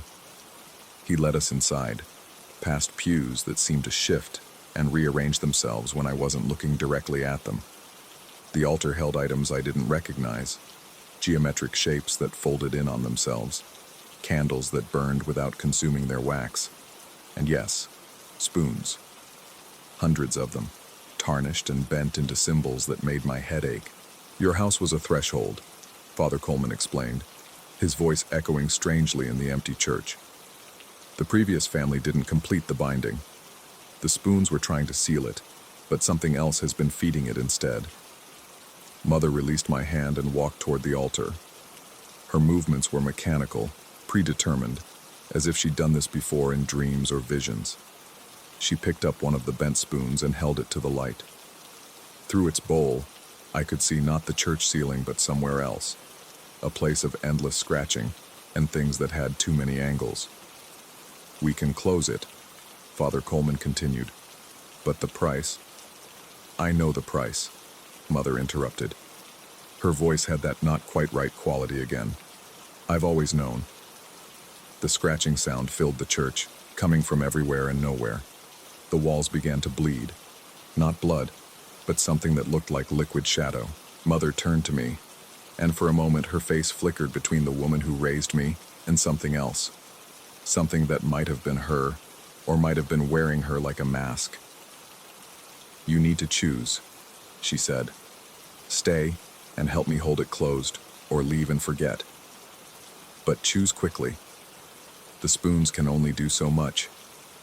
I looked around the church, at Father Coleman, whose face kept shifting in the candlelight, at the altar covered in impossible geometry, at my mother, who may or may not have ever been my mother at all. The scratching grew louder, more insistent, and through it, I could hear voices, not calling names, but calling something deeper, older, the part of us that existed before we learned to be human. The photograph from the police was still in my pocket. I pulled it out, but the image had changed. Now it showed not our attic, but me, standing in this church, holding this photograph, looking at a picture of myself holding the photograph. Infinite recursion of moments that hadn't happened yet, or had always been happening. Mother, or the thing that wore her face, smiled sadly. "The village has always been here," she said, "and we've always been in it. The only question is whether we're the ones keeping it closed or the ones trying to open it wider." The spoons on the altar began to vibrate, creating a harmony that made my teeth ache. Father Coleman opened a book that seemed to be bound in something that might have been leather, but moved like it was still alive. He began to read in a language that predated words, and the scratching responded, growing frantic, desperate. I had to choose. But how could I choose when I couldn't even be certain what was real? Was this actually happening, or was I still in bed, driven mad by the sound of scratching that had never been scratching at all, but the sound of my own mind unraveling? Mother held out her hand, or something held out what might have been a hand. The church walls breathed, the spoons sang their metallic hymn, and in that moment, suspended between realities, I finally understood. The scratching wasn't trying to get in, It was trying to warn us about what was already here. I took the offered hand, feeling my own fingers change, adapt, become something that could hold both realities at once. The church, the village, Mother, myself. We were all part of the same organism, the same elaborate seal keeping something far worse at bay. The spoons were its language, the scratching its heartbeat, and we were its reluctant guardians. Or maybe we were its prisoners. Or maybe there was no difference. The sun rose, or something that pretended to be the sun, and the village resumed its pantomime of normalcy. I walked home with Mother, our shadows falling in too many directions at once. The house welcomed us back, with a sound like scratching, like breathing, like coming home. In the kitchen, all our spoons had returned, laid out neatly in the drawer as if they'd never left. Mother picked one up, examined it, then used it to stir her coffee. The metal against ceramic made a sound like scratching. We didn't talk about what happened in the church. We didn't talk about much of anything anymore. But sometimes late at night when the scratching grows too loud to ignore, I wonder if we made the right choice. If there was ever a choice at all. The attic remains sealed. The spoons stay in their drawer. And the village continues its eternal vigil. A place that exists between moments, where reality is negotiable, and the only currency that matters is belief, or the willing suspension of disbelief. I still go to school sometimes, when I remember that schools exist. The other students look at me differently now, with a mixture of pity and recognition. We're all part of it, all complicit in maintaining this careful balance between what is and what must never be. The scratching never stops, but I've learned to find comfort in it, the way one might find comfort in a lullaby or a heartbeat. It means the seal is holding. It means we're still here, still ourselves, still pretending to be human in a village that pretends to be real. Or maybe we are real, and it's everything else that's pretending. I've stopped trying to figure out which. Story 9. The first time we heard it, we were halfway through our third beer, sprawled across mismatched furniture in the living room of the old Victorian we'd rented for the long weekend. The sound cut through our laughter like a blade through silk. The unmistakable crash of ceramic against ceramic, dishes clattering in the kitchen as if someone were rummaging through cabinets with violent urgency. We froze. 5 grown men, suddenly silent as children caught stealing cookies. My friend to my left, let's call him the lawyer because that's what he was, slowly set down his bottle, the soft clink against the coffee table absurdly loud in the sudden quiet. The kitchen was just beyond the doorway, maybe 15 feet away, its entrance a rectangle of shadow that seemed to pulse with malevolent possibility. The lawyer whispered something about calling the cops, but another friend, the one who'd found this place online, who'd sworn it was perfect for our reunion, was already standing, grabbing the poker from beside the fireplace. His knuckles were white around the iron handle.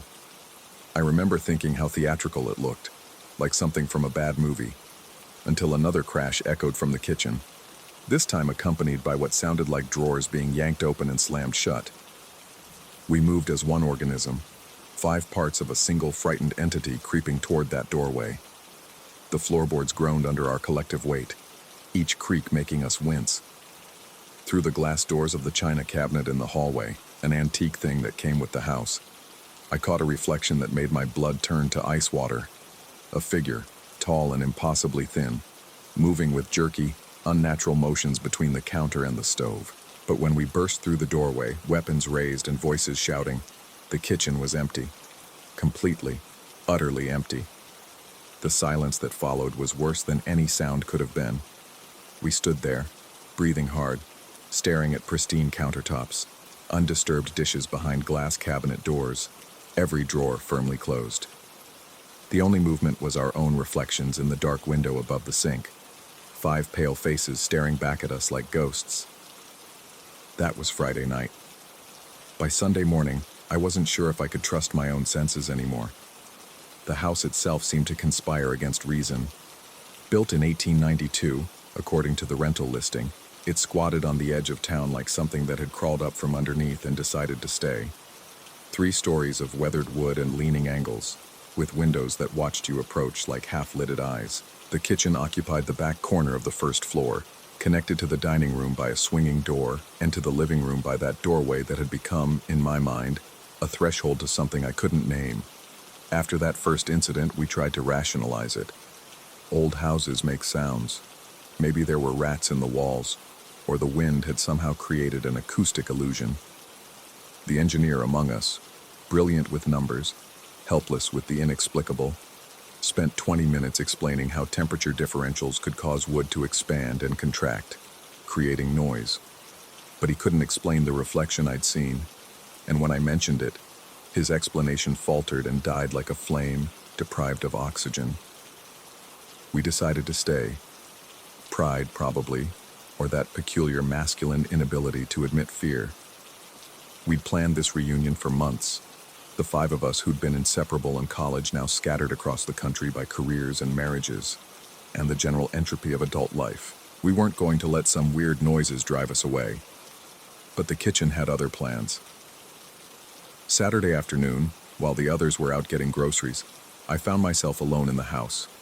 I'd volunteered to stay behind, to prep for dinner, though really I wanted to prove to myself that there was nothing to fear. The house felt different in solitude. Larger somehow, as if the walls had exhaled and expanded when the others left. I stood in the living room, listening to the profound quiet that only old houses can produce, a silence so complete it becomes its own kind of sound. Then I heard it, soft at first, almost tentative, the gentle scrape of a chair being pulled back from the kitchen table. I turned toward the sound, my heart already beginning its panicked rhythm. Through the doorway I could see part of the kitchen, sunlight streaming through the window, dust motes dancing in the golden rays like tiny spirits. Another scrape, deliberate, purposeful. I approached slowly, each step measured and careful. The floorboard near the doorway, I'd already learned which ones creaked, remained silent under my weight. As I got closer, I could hear more. The soft rustle of fabric, like someone settling into a seat. Then a rhythmic sound I couldn't immediately identify. Tap, tap, tap. Pause. Tap, tap, tap. Fingers drumming on the table. I peered around the door frame, and my breath caught in my throat. In the reflection of the microwave's black surface, I could see the kitchen table clearly. Someone was sitting there. A figure, hunched and indistinct, but undeniably present. Its hand, or what I assumed was a hand, moved in that rhythmic pattern against the table's surface. But when I looked directly at the table itself, it was empty. The chair I'd heard scraping was exactly where we'd left it that morning, tucked neatly under the table's edge. I stood frozen between two realities, the empty kitchen before me and the occupied one in the reflection. My rational mind scrambled for explanation. A trick of light, a smudge on the microwave surface creating an optical illusion. But my body knew better. Every instinct screamed at me to run, but I couldn't move. I was transfixed by that reflection, by the figure that seemed to be waiting for something. Then it turned its head toward me. Not toward the microwave, but toward where I actually stood in the doorway. In the reflection, I saw what might have been a face, though the features were wrong, blurred like a photograph taken with a shaking hand. We regarded each other, the reflected thing and I, for what felt like hours but was probably only seconds. Then the lights flickered, just once, barely noticeable, and the reflection was gone. The microwave surface showed only the empty kitchen, same as reality. I didn't tell the others when they returned. How could I? But I saw the way they looked at me, noticed something different in my demeanor. The doctor, he worked at a hospital 2 states away now, kept asking if I felt all right, if I needed to lie down. I laughed it off, helped unpack groceries, pretended not to notice how everyone seemed to avoid looking directly at the kitchen table. That evening, we cooked dinner together. All 5 of us crowded into that kitchen as if our collective presence could ward off whatever haunted it. We kept the conversation loud and continuous, filling every potential silence with words. But beneath our chatter, I could hear it, or thought I could, a soft breathing that didn't match our own, an extra rhythm in the symphony of our presence. The lawyer was chopping vegetables when he suddenly stopped, knife suspended above a half-diced onion. His face had gone pale, and he was staring at the window above the sink. We all followed his gaze. In the glass, with the darkness outside turning it into a mirror, we could see our kitchen clearly. But there were 6 figures in the reflection, not 5. The 6th stood behind us, between the refrigerator and the door, tall enough that its head should have nearly touched the ceiling. But when we spun around, there was nothing there. Just empty space and the humming refrigerator. We looked back at the window. 5 figures now, just us. But our reflections seemed wrong somehow, positioned differently than we actually stood, as if the glass showed not our kitchen but another one, similar but not identical. Nobody slept well that night. I lay in my assigned bedroom on the 2nd floor, listening to the house settle around me, trying to distinguish between normal old house sounds and something else. Every creak could be a footstep. Every sigh of wind through old windows could be breathing. Around 3 in the morning, I heard it again. The dishes clattering downstairs, violent and prolonged this time, like someone was throwing them against the walls. I met the others in the hallway. We didn't need to speak. The look in their eyes told me they'd heard it too. We descended the stairs together, a unit once more, armed with whatever we could find. A baseball bat someone had brought, a heavy flashlight, even a tennis racket. The sounds grew louder as we approached, reaching a crescendo of ceramic destruction that should have woken the entire neighborhood. But the moment we crossed the threshold into the kitchen, silence fell like a heavy curtain. Everything was in place. Every dish, every glass, every piece of silverware exactly where it should be. Except for one thing. The chairs around the kitchen table had been pulled out. All 4 of them, as if inviting us to sit. We didn't accept the invitation. Sunday morning brought a decision. We would leave early, forget the last day of our planned reunion. But first, we needed breakfast, needed to go into that kitchen one more time. We moved through the morning routine like automatons, avoiding eye contact, avoiding discussion of what we'd experienced. The engineer made coffee with shaking hands. The doctor scrambled eggs with mechanical precision. I watched from the doorway, unable to bring myself to fully enter the room. That's when the lawyer noticed it, the reflection in the china cabinet visible from where he stood. He grabbed my arm, pointed without speaking. In the glass, the kitchen was occupied. Not by one figure, but by many, filling every available space, standing so close together they seemed to merge into one writhing mass of impossible anatomy. They were all watching us, or seemed to be, though I couldn't make out faces. Just the suggestion of attention, of hunger, of patience that had finally worn thin. But here's the thing that haunts me more than any ghostly figure or impossible reflection. When I looked at my friends' faces, really looked at them, I saw the same expression I felt on my own face. Not just fear, but recognition. As if we were seeing something we'd always known was there, had always been there, waiting in the corners of every kitchen we'd ever entered, patient and permanent as the appliances themselves. We left within the hour, threw our bags in cars without ceremony or conversation. The drive home was silent, each of us alone with our thoughts, with what we'd seen or thought we'd seen. We haven't talked about it since, haven't even acknowledged it in our group texts or emails. But I know they're experiencing what I'm experiencing, because now, in my own apartment, hundreds of miles from that house, I catch glimpses in my peripheral vision. In the black surface of my turned-off television, in the window above my sink, in any reflective surface near my kitchen. Shadows that shouldn't be there, movements that don't match my own. Sometimes, late at night, I hear dishes shifting in my cabinets, though when I check, everything is still. I've started eating out more, avoiding my kitchen when possible, but I know it's pointless. Whatever we encountered in that old Victorian, whatever had taken up residence in that kitchen, I don't think it stayed there when we left. Or maybe, and this thought keeps me awake at night, maybe it was never confined to that house at all. Maybe every kitchen has its watcher, its presence that exists in the reflection but not the reality, or in the reality but not the reflection, or in some space between the two that our minds aren't equipped to process. I've been researching the house, looking for explanations, for histories of violence or tragedy that might explain what we experienced. But I've found nothing. The house has no dark past, no murders or suicides, no reports of hauntings. It's just an old house with a kitchen that shows you things that aren't there, or shows you things that are there but shouldn't be seen. Last week I tried to call the lawyer, wanting to break our unspoken agreement to never discuss it. But when he answered, before I could say anything about that weekend, he spoke first, his voice hollow and strange. It's in my kitchen too. We hung up without another word. I don't know what we brought back with us, or what was already waiting for us in our own homes. I don't know if we're losing our minds, suffering some kind of shared delusion, or if we've simply become aware of something that was always there, invisible until that weekend opened our eyes to it. All I know is that I can't eat at home anymore without feeling watched. Can't walk past my kitchen at night without seeing movement in reflective surfaces.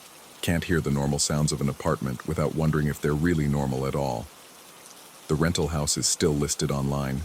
Same photos, same description, same promise of a perfect weekend getaway.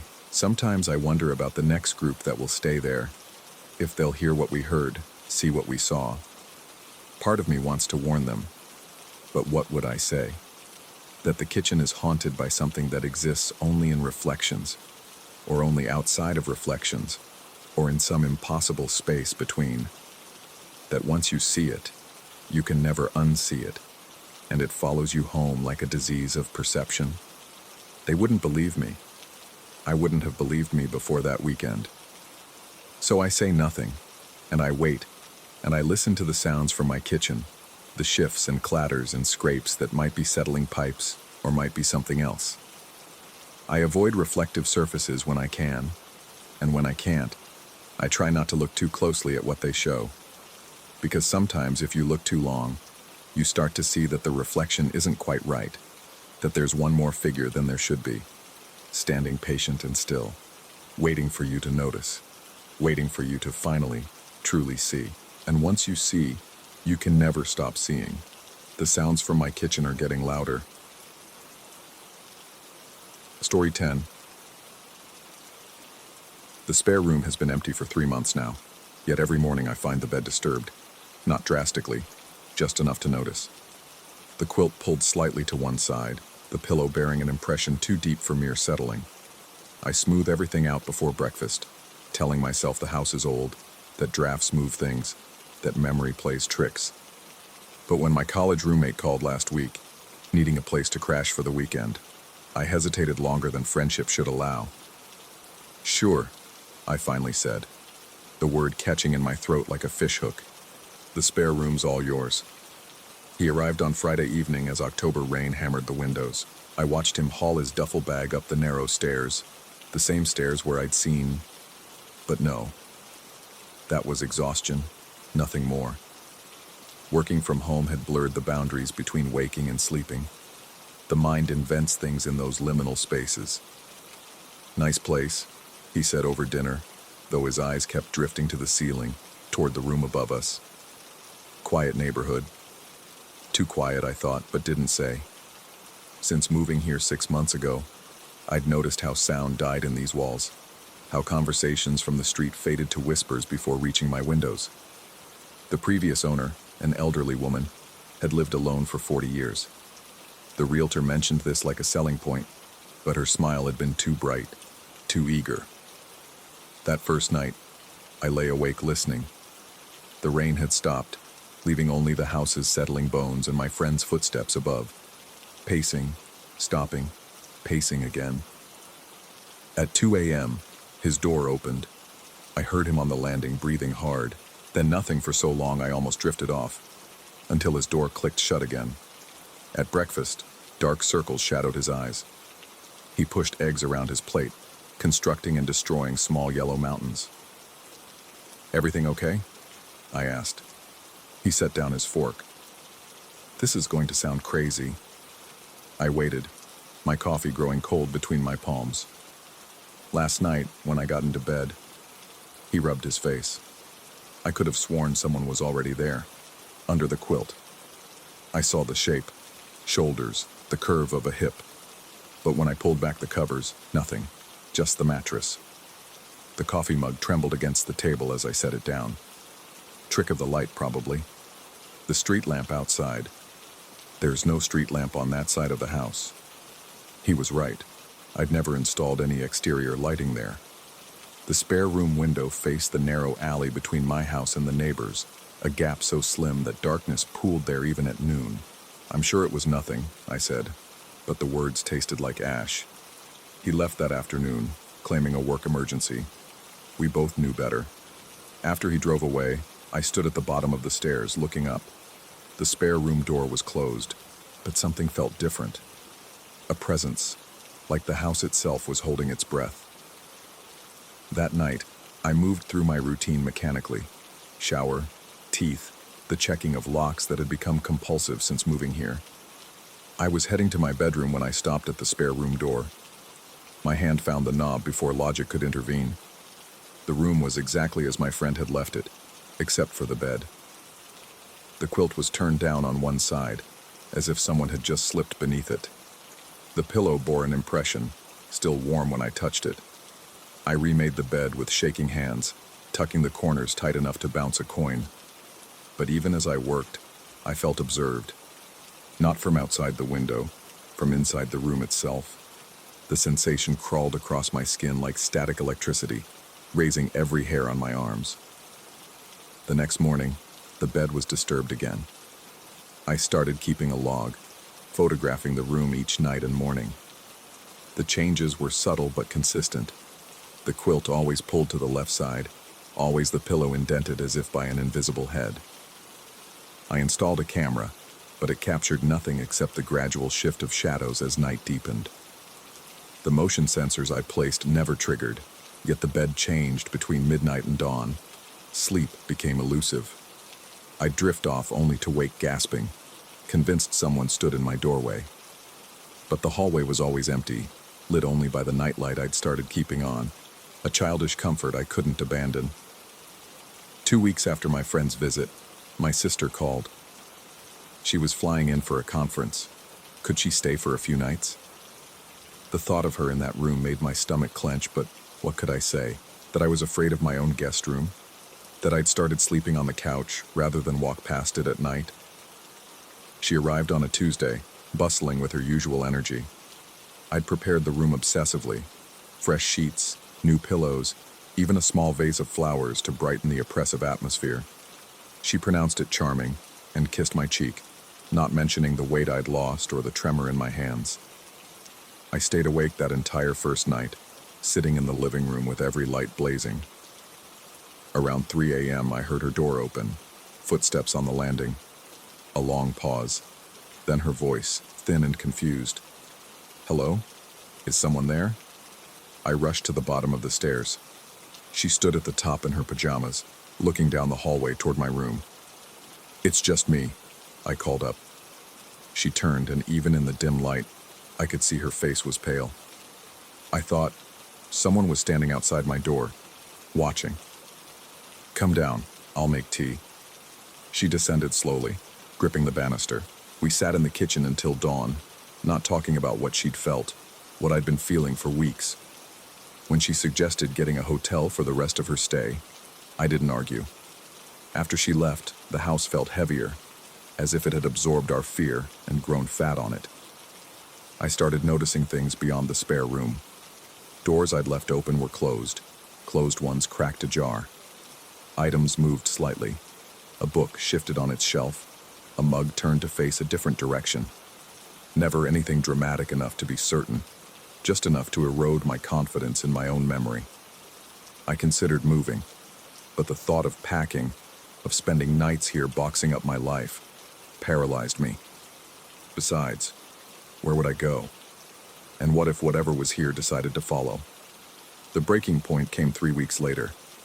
I'd forced myself to maintain some normalcy, even started working from my home office again instead of cafes. One evening, I was climbing the stairs with a cup of coffee, my laptop tucked under my arm, when I saw them. Polished black shoes, dark trouser legs, someone standing on the top step. My body locked. The coffee cup slipped from my hand, shattering on the step below me, hot liquid splashing my ankles. I couldn't look up, couldn't raise my eyes past those perfect shining shoes that didn't belong to anyone I knew, that had no business being in my house. The figure didn't move, just stood there, waiting. The laptop grew unbearably heavy under my arm. My neck ached from keeping my head down, but some primitive instinct screamed that if I looked up, if I saw its face, something irreversible would happen. Time stretched. Seconds. Minutes. My legs trembled. Coffee dripped through the gaps between steps, a steady patter like rain. The shoes never shifted, never moved. Patent leather so polished I could see my own terrified reflection in them. Then, between one blink and the next, they were gone. I stood on the stairs for another eternity, afraid to move, afraid to continue up or retreat down. When I finally forced myself to climb to the landing, it was empty. My office door stood open, though I always kept it closed. Inside, my desk chair was turned to face the doorway, as if someone had been sitting there, waiting for me to arrive. I didn't sleep that night, or the next. On the third night, exhaustion finally pulled me under, but I woke to find myself standing in the spare room doorway.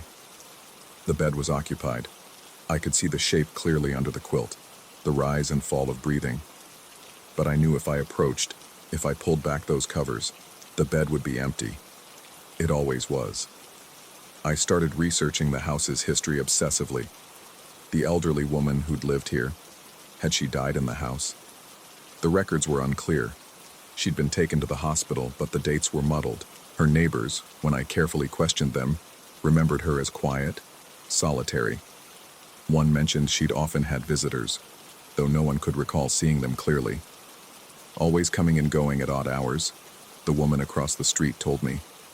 She'd prepare the spare room so carefully, but I never saw anyone actually arrive. Just shadows in the windows sometimes. The spare room. Always the spare room. I hired a medium, though I'd never believed in such things. She walked through the house with closed eyes, hands trailing along the walls. In the spare room, she stopped. "Someone's waiting," she said. "They've been waiting a very long time." "Who? Waiting for what?" She shook her head. "I can't tell. It's like looking at a photograph that's been double exposed. Two images overlapping. Maybe more." She left quickly, refusing payment, refusing to explain further. I started finding things that weren't mine. A cufflink under the spare room dresser, a ticket stub from a movie theater that closed in 1978, a photograph, water-damaged beyond recognition, showing what might be a man in a dark suit, his face a blur. The presence grew stronger. I'd catch glimpses now, a figure at the top of the stairs that vanished when I blinked, shadows in my peripheral vision that moved independently of their sources. The spare room door would be open when I woke, though I'd taken to locking it each night. The key would still be in my nightstand, untouched. Last week I woke to find my bedroom door open, a figure silhouetted in the frame. I lay frozen, watching it watch me. It never moved closer, never spoke, just stood there until the first light of dawn dissolved it like smoke. I've stopped inviting people over, stopped answering the door. The house has become a universe unto itself, with its own rules, its own residents. I'm never alone here, but I can never prove it. The cameras show nothing. The recordings capture only silence. Yet every morning the spare room bed is disturbed, and every night I hear footsteps on the stairs. Yesterday I found a note in my own handwriting that I don't remember writing. The guest room has always been occupied.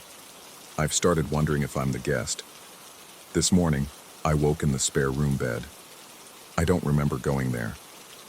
The indent beside me was still warm, the quilt pulled over where another body would lie. I reached out, my hand trembling, and felt nothing but empty space that somehow felt full. The house is quiet now. Too quiet.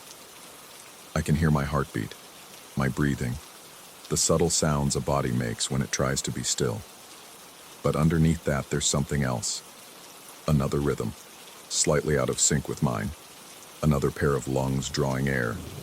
I've stopped looking directly at mirrors. In their surfaces, the rooms appear different, furnished with items I don't own, decorated in styles from different decades. Sometimes I glimpse figures moving through these reflected spaces, going about their daily routines as if I'm the one who doesn't belong. The stairs have become a threshold I cross quickly, eyes down, never stopping on that top step. But I can feel it watching, waiting. What would happen if I looked? If I finally raised my eyes to meet its gaze? Part of me wants to know. The exhaustion has worn down my fear into something duller, more curious. What face would I see? Would it be human? Would it be familiar? Would it be mine? The distinction between waking and sleeping has dissolved. I drift through the house in a fog, finding myself in rooms without remembering the journey. The spare room calls to me, its door always slightly open no matter how firmly I close it. The bed is always prepared, always waiting. Tonight, I think I'll sleep there. Properly, intentionally, not waking to find myself already beneath the covers. I'll lie on the right side, leaving the left undisturbed. Maybe then I'll understand who's been waiting all this time. Maybe then I'll understand why I can no longer remember moving into this house, why the neighbors look at me strangely when I pass, why the realtor's number is disconnected when I try to call. Maybe then I'll understand why, when I found that old photograph again and held it up to better light, the blurred face looked exactly like mine, just wearing clothes from an era I've never lived in. The spare room is ready. It's always been ready. I'm going upstairs now. I can already see the polished shoes on the top step, waiting. This time I'll look up. This time I'll see who's been standing there all along. The house settles around me, ancient and patient. Somewhere a door opens. Footsteps echo from rooms that shouldn't exist. And in the spare room, the quilt pulls back, inviting me home. Story 11. The thing about memory is that it lies. It twists and warps, especially when trauma is involved. But I remember those screams with perfect clarity. Every gurgle, every pop, every wet, tearing note that shouldn't have come from any living throat. They've been echoing in my head for 3 weeks now, growing louder when I close my eyes. It was supposed to be just another birthday party. My cousin's 18th, held at his family's property near the edge of the state forest. The kind of place where the nearest neighbor was a quarter-mile away, where you could blast music until dawn without complaints. Perfect for a bunch of teenagers pretending to be adults, drunk on cheap beer, and the thrill of being somewhere parents couldn't reach. I arrived late, around 9:30. The party was already in full swing. Maybe 40 kids scattered across the backyard, red Solo cups in hand, bass thumping from speakers someone had dragged out from the house. The property backed up against dense woodland, a wall of black trees that seemed to swallow the light from the string bulbs hung between posts. I remember thinking how the darkness looked solid, like you could reach out and touch it. I was 3 beers in when it started. The first scream cut through the music like a blade through silk. Everyone froze mid-conversation, mid-laugh, mid-drink. The sound was wrong, pitched too high and too low simultaneously, like multiple voices forced through a single throat. It rose and fell in a pattern that almost seemed deliberate, almost like speech, but twisted into something that made my teeth ache. Someone turned off the music. We stood there in sudden silence, 60-some teenagers holding our breath, waiting. The night pressed in around us, thick with humidity and the smell of pine sap. Then it came again. This time longer, wetter. It started as a shriek that dissolved into a gurgling moan, punctuated by sounds like bubble wrap popping underwater. The noise seemed to come from everywhere and nowhere, bouncing off the trees, making it impossible to pinpoint a direction. My skin prickled with goosebumps despite the warm air. My cousin tried to lighten the mood. Said it was probably just foxes. They made weird sounds during mating season. But his voice shook, and nobody laughed. We all knew what foxes sounded like. This wasn't that. The screaming continued, not constantly, but in bursts. Sometimes a minute of silence would pass, long enough for conversations to tentatively restart, for someone to suggest calling the cops, for another person to argue it was probably just some animal. Then it would begin again. That inhuman wailing that made your bones feel loose in your skin. I found myself gravitating toward the edge of the yard, closer to the tree line. I don't know why. Maybe some primitive part of my brain needed to locate the threat, to know which direction to run. The darkness between the trees seemed to pulse, or maybe that was just my vision swimming from fear and alcohol. Others had the same idea. A small group of us stood at the boundary between light and shadow, peering into the woods. The girl next to me, I never learned her name, was recording on her phone, her hand trembling so badly the image must have been nothing but blur. The screaming changed. It became more structured, almost rhythmic. 3 long wails, a pause, 3 more. Like a signal, like communication. The popping sounds grew louder, and underneath them, I swear I heard something else. A whisper, maybe, or wind through leaves, except the air was perfectly still. That's when I saw the movement. Deep in the woods, maybe 30 feet in, something pale shifted between the trees. It was there and gone so fast I couldn't be sure I'd seen anything at all. But others saw it too. I heard sharp intakes of breath, someone whispering a prayer. The pale shape appeared again, closer this time. It moved wrong, too fluid like smoke-given form, but also jerky, as if it was learning how to use limbs it had just grown. In the darkness, I couldn't make out details, just the suggestion of something that might have been a face, or might have been nothing at all. The screaming reached a crescendo. Multiple voices now, I was sure of it. Overlapping, harmonizing in ways that hurt to hear. The sound pressed against my eardrums like physical pressure. Several people covered their ears. Someone was crying. I took a step forward. I still don't know why. My body moved without my permission, drawn toward that writhing pale form in the darkness. The grass felt strange under my feet, too soft, like walking on flesh. The air grew thick, hard to breathe, tasting of copper and ozone. Someone grabbed my arm, pulled me back. My cousin, his face pale and sweating. He said something, but I couldn't hear him over the screaming, which was inside my head now, reverberating through my skull. Then, as suddenly as it had started, it stopped. The silence was worse than the screaming. It pressed down on us, heavy and expectant. We stood frozen, waiting for something, though none of us could have said what. The pale shape in the woods was gone. The darkness looked like ordinary darkness again. Nobody spoke for a long time. Then, slowly, people began to leave. No one said goodbye. No one made excuses. They just walked to their cars and drove away, headlights sweeping across the trees as they turned onto the main road. Within 20 minutes, the party was over. My cousin and I stayed. We sat on the porch, not talking, watching the tree line. Around midnight, we heard normal forest sounds return. Crickets, an owl, the rustle of small animals in the underbrush. It should have been comforting. It wasn't. I drove home at dawn, exhausted but unable to close my eyes without seeing that pale shape, without hearing those screams. I've tried to rationalize it.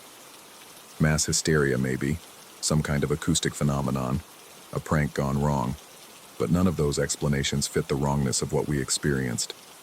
I've gone back twice since then.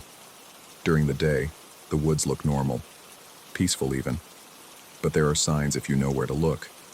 Trees with bark stripped away in perfect spirals, patches of grass that grow in circles, darker green than the surrounding lawn, and in one spot, about 30 feet into the tree line, a depression in the earth shaped almost like a body, but too long, with too many angles. The girl who was recording, I tracked her down through social media. Her video shows nothing but darkness and shaky glimpses of terrified faces. The audio is different though. Where we heard screaming, the recording captured only silence. Perfect digital silence, like the microphone had been muted. She deleted the video after I asked about it, blocked me too. Others from the party won't talk about it at all. When pressed, they claim they don't remember, or that we must be thinking of different nights. My cousin says the same thing now. Says there was never a party, that I must have dreamed it. But I see the way he looks at the woods behind his house. I see how he's installed floodlights that stay on all night, every night. The screaming hasn't stopped for me. Not really. I hear it in the space between other sounds. in the pause between heartbeats, in the silence after thunder, in the moment before sleep takes hold.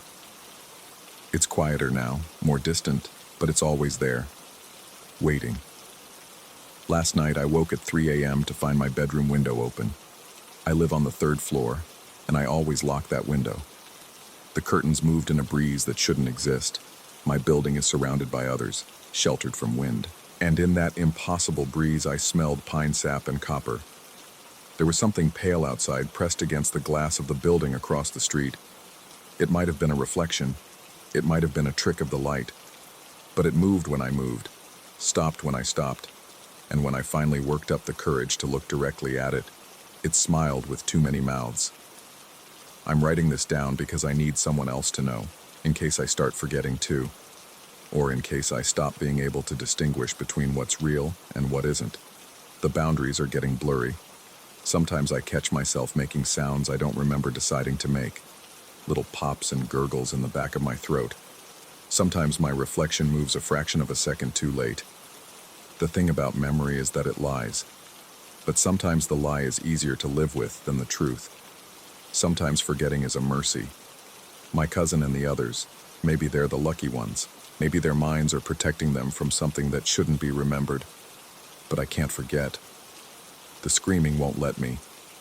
It's calling me back to those woods, growing stronger every night. Part of me wants to go.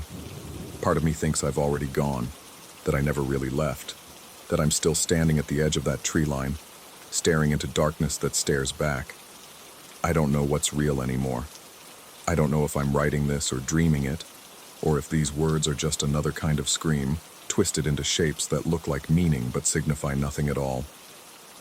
All I know is that something happened at that party, something that wasn't supposed to be possible, and now it's spreading, growing, learning.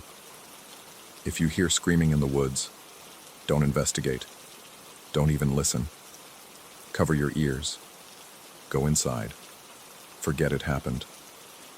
Let your mind protect you with lies and gaps and comfortable explanations about foxes or wind or mass hysteria. Because once you really hear it, once you really see it, it sees you too. And it doesn't stop watching. It doesn't stop calling. It doesn't stop until you answer. I think I'm going to answer soon. I don't think I have a choice anymore. The pale thing is at my window again, tapping with fingers that sound like breaking twigs. The screaming is so loud now I can barely think through it. Maybe this is how it spreads. Maybe this is how it's always spread. One person at a time, pulled into something that exists in the spaces between what we understand, in the dark places where the rules are different. The tapping is getting louder, more insistent. I'm going to open the window now. I'm going to see what it wants. I'm going to... The words stopped there.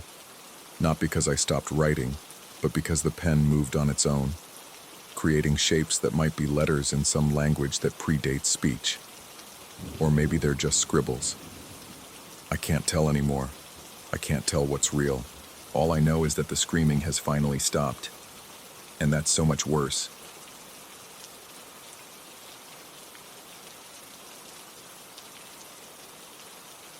Story 12.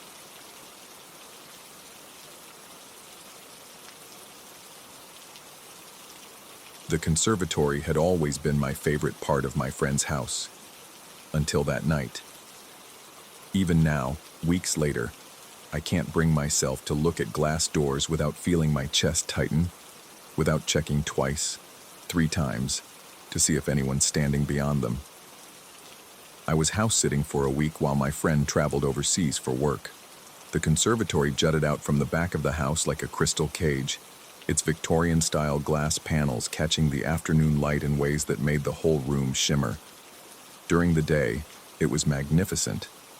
At night, with the interior lights on, it became a fishbowl, every movement visible to the darkness beyond. That particular evening started ordinarily enough. I'd settled into the wicker chair with my headphones, letting the music wash over me while rain drummed against the glass ceiling. The storm had rolled in around sunset, turning the world outside into a blur of shadows and water trails. I remember thinking how cozy it felt, surrounded by plants and warmth, while nature raged beyond the thin barrier of glass. The first tap came during a lull between songs. 3 deliberate knocks against the side panel, clear and sharp despite the rain. I pulled off my headphones and turned toward the sound. Through the streaming water on the glass, I could make out a figure. A woman in what looked like a black robe or long coat, her blonde hair plastered to her head.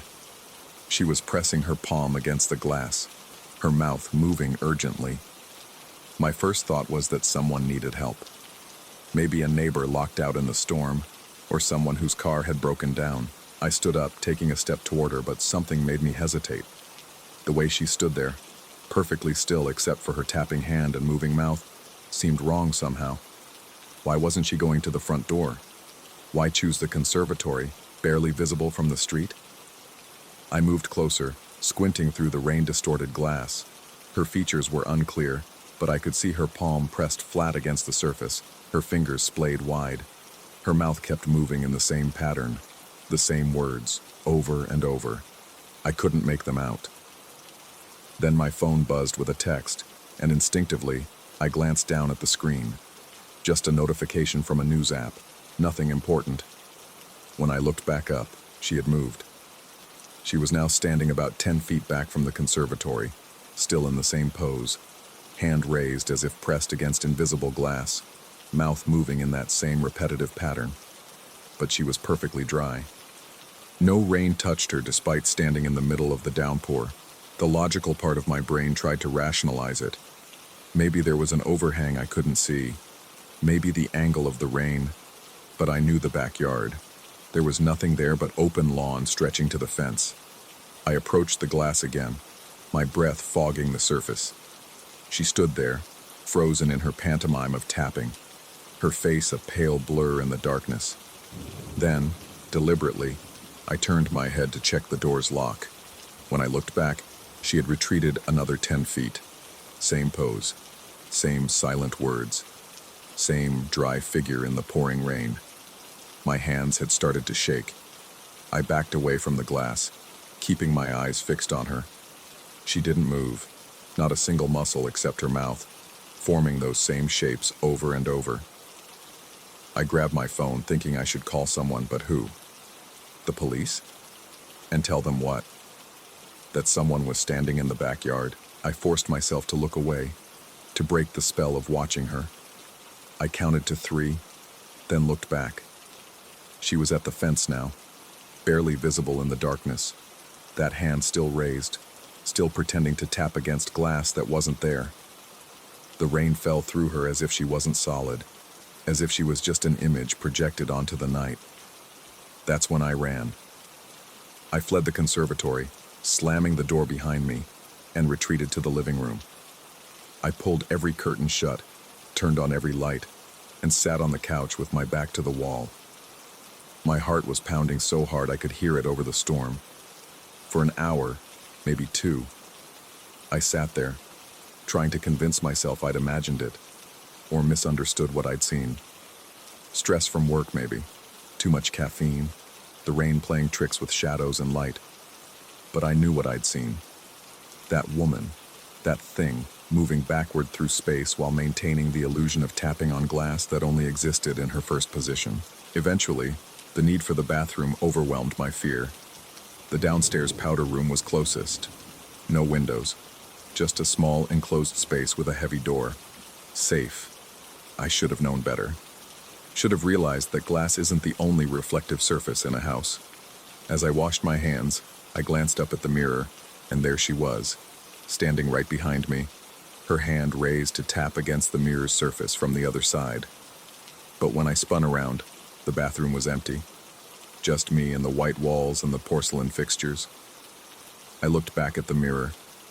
She was still there, trapped in the reflection, her mouth moving in those same silent words. But now I was close enough to read her lips. "Let me in," she was saying, over and over. "Let me in, let me in, let me in." I grabbed the toilet tank lid. I don't even remember deciding to do it, and swung it at the mirror.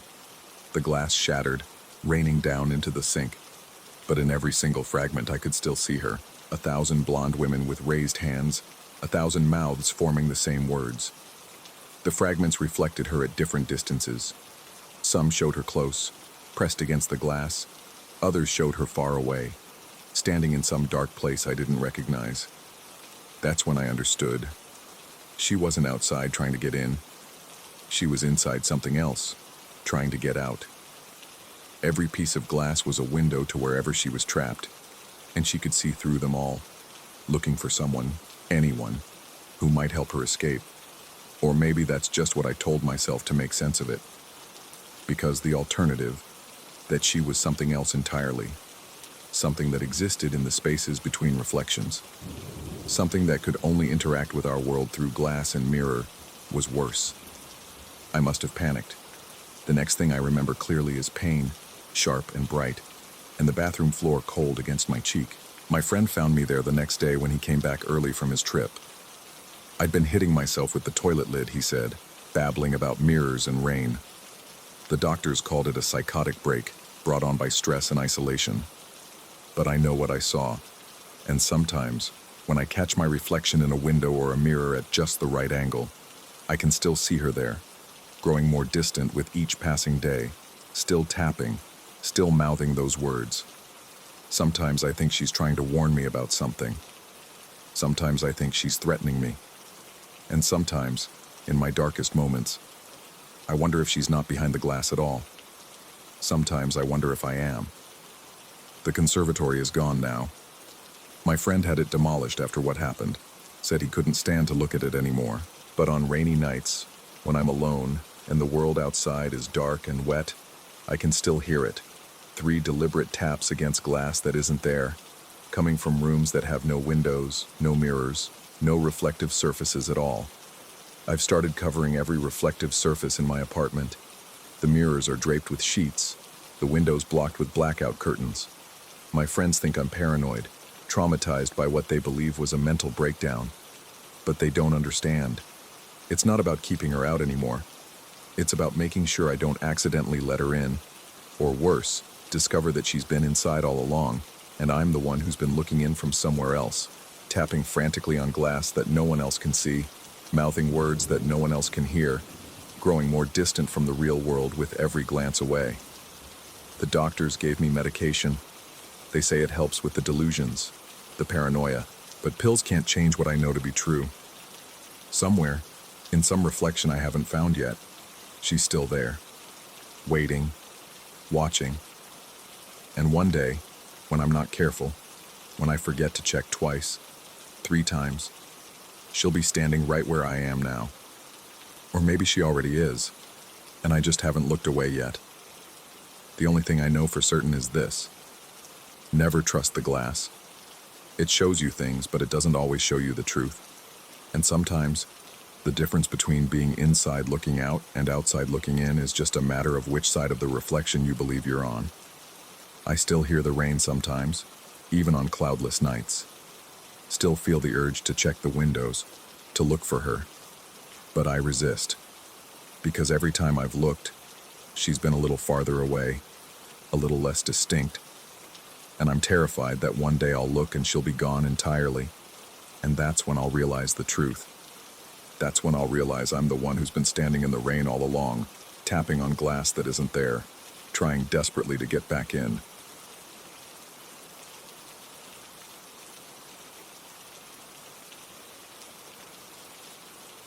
Story 13.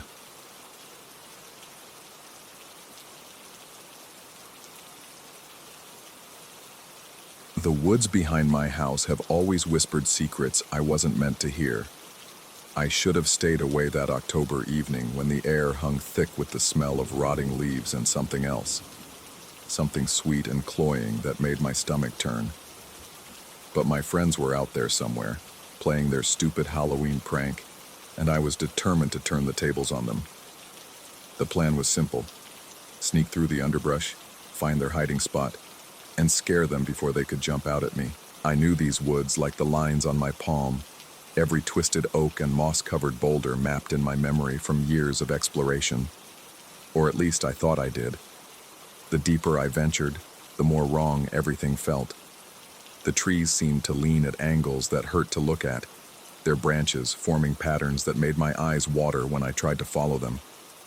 The familiar path I'd taken countless times before kept doubling back on itself, leading me in circles that shouldn't exist. My phone's GPS spun uselessly, the blue dot marking my location jumping erratically across the screen before the device went dead despite being fully charged. That's when I heard it. A humming that wasn't quite music, wasn't quite voice.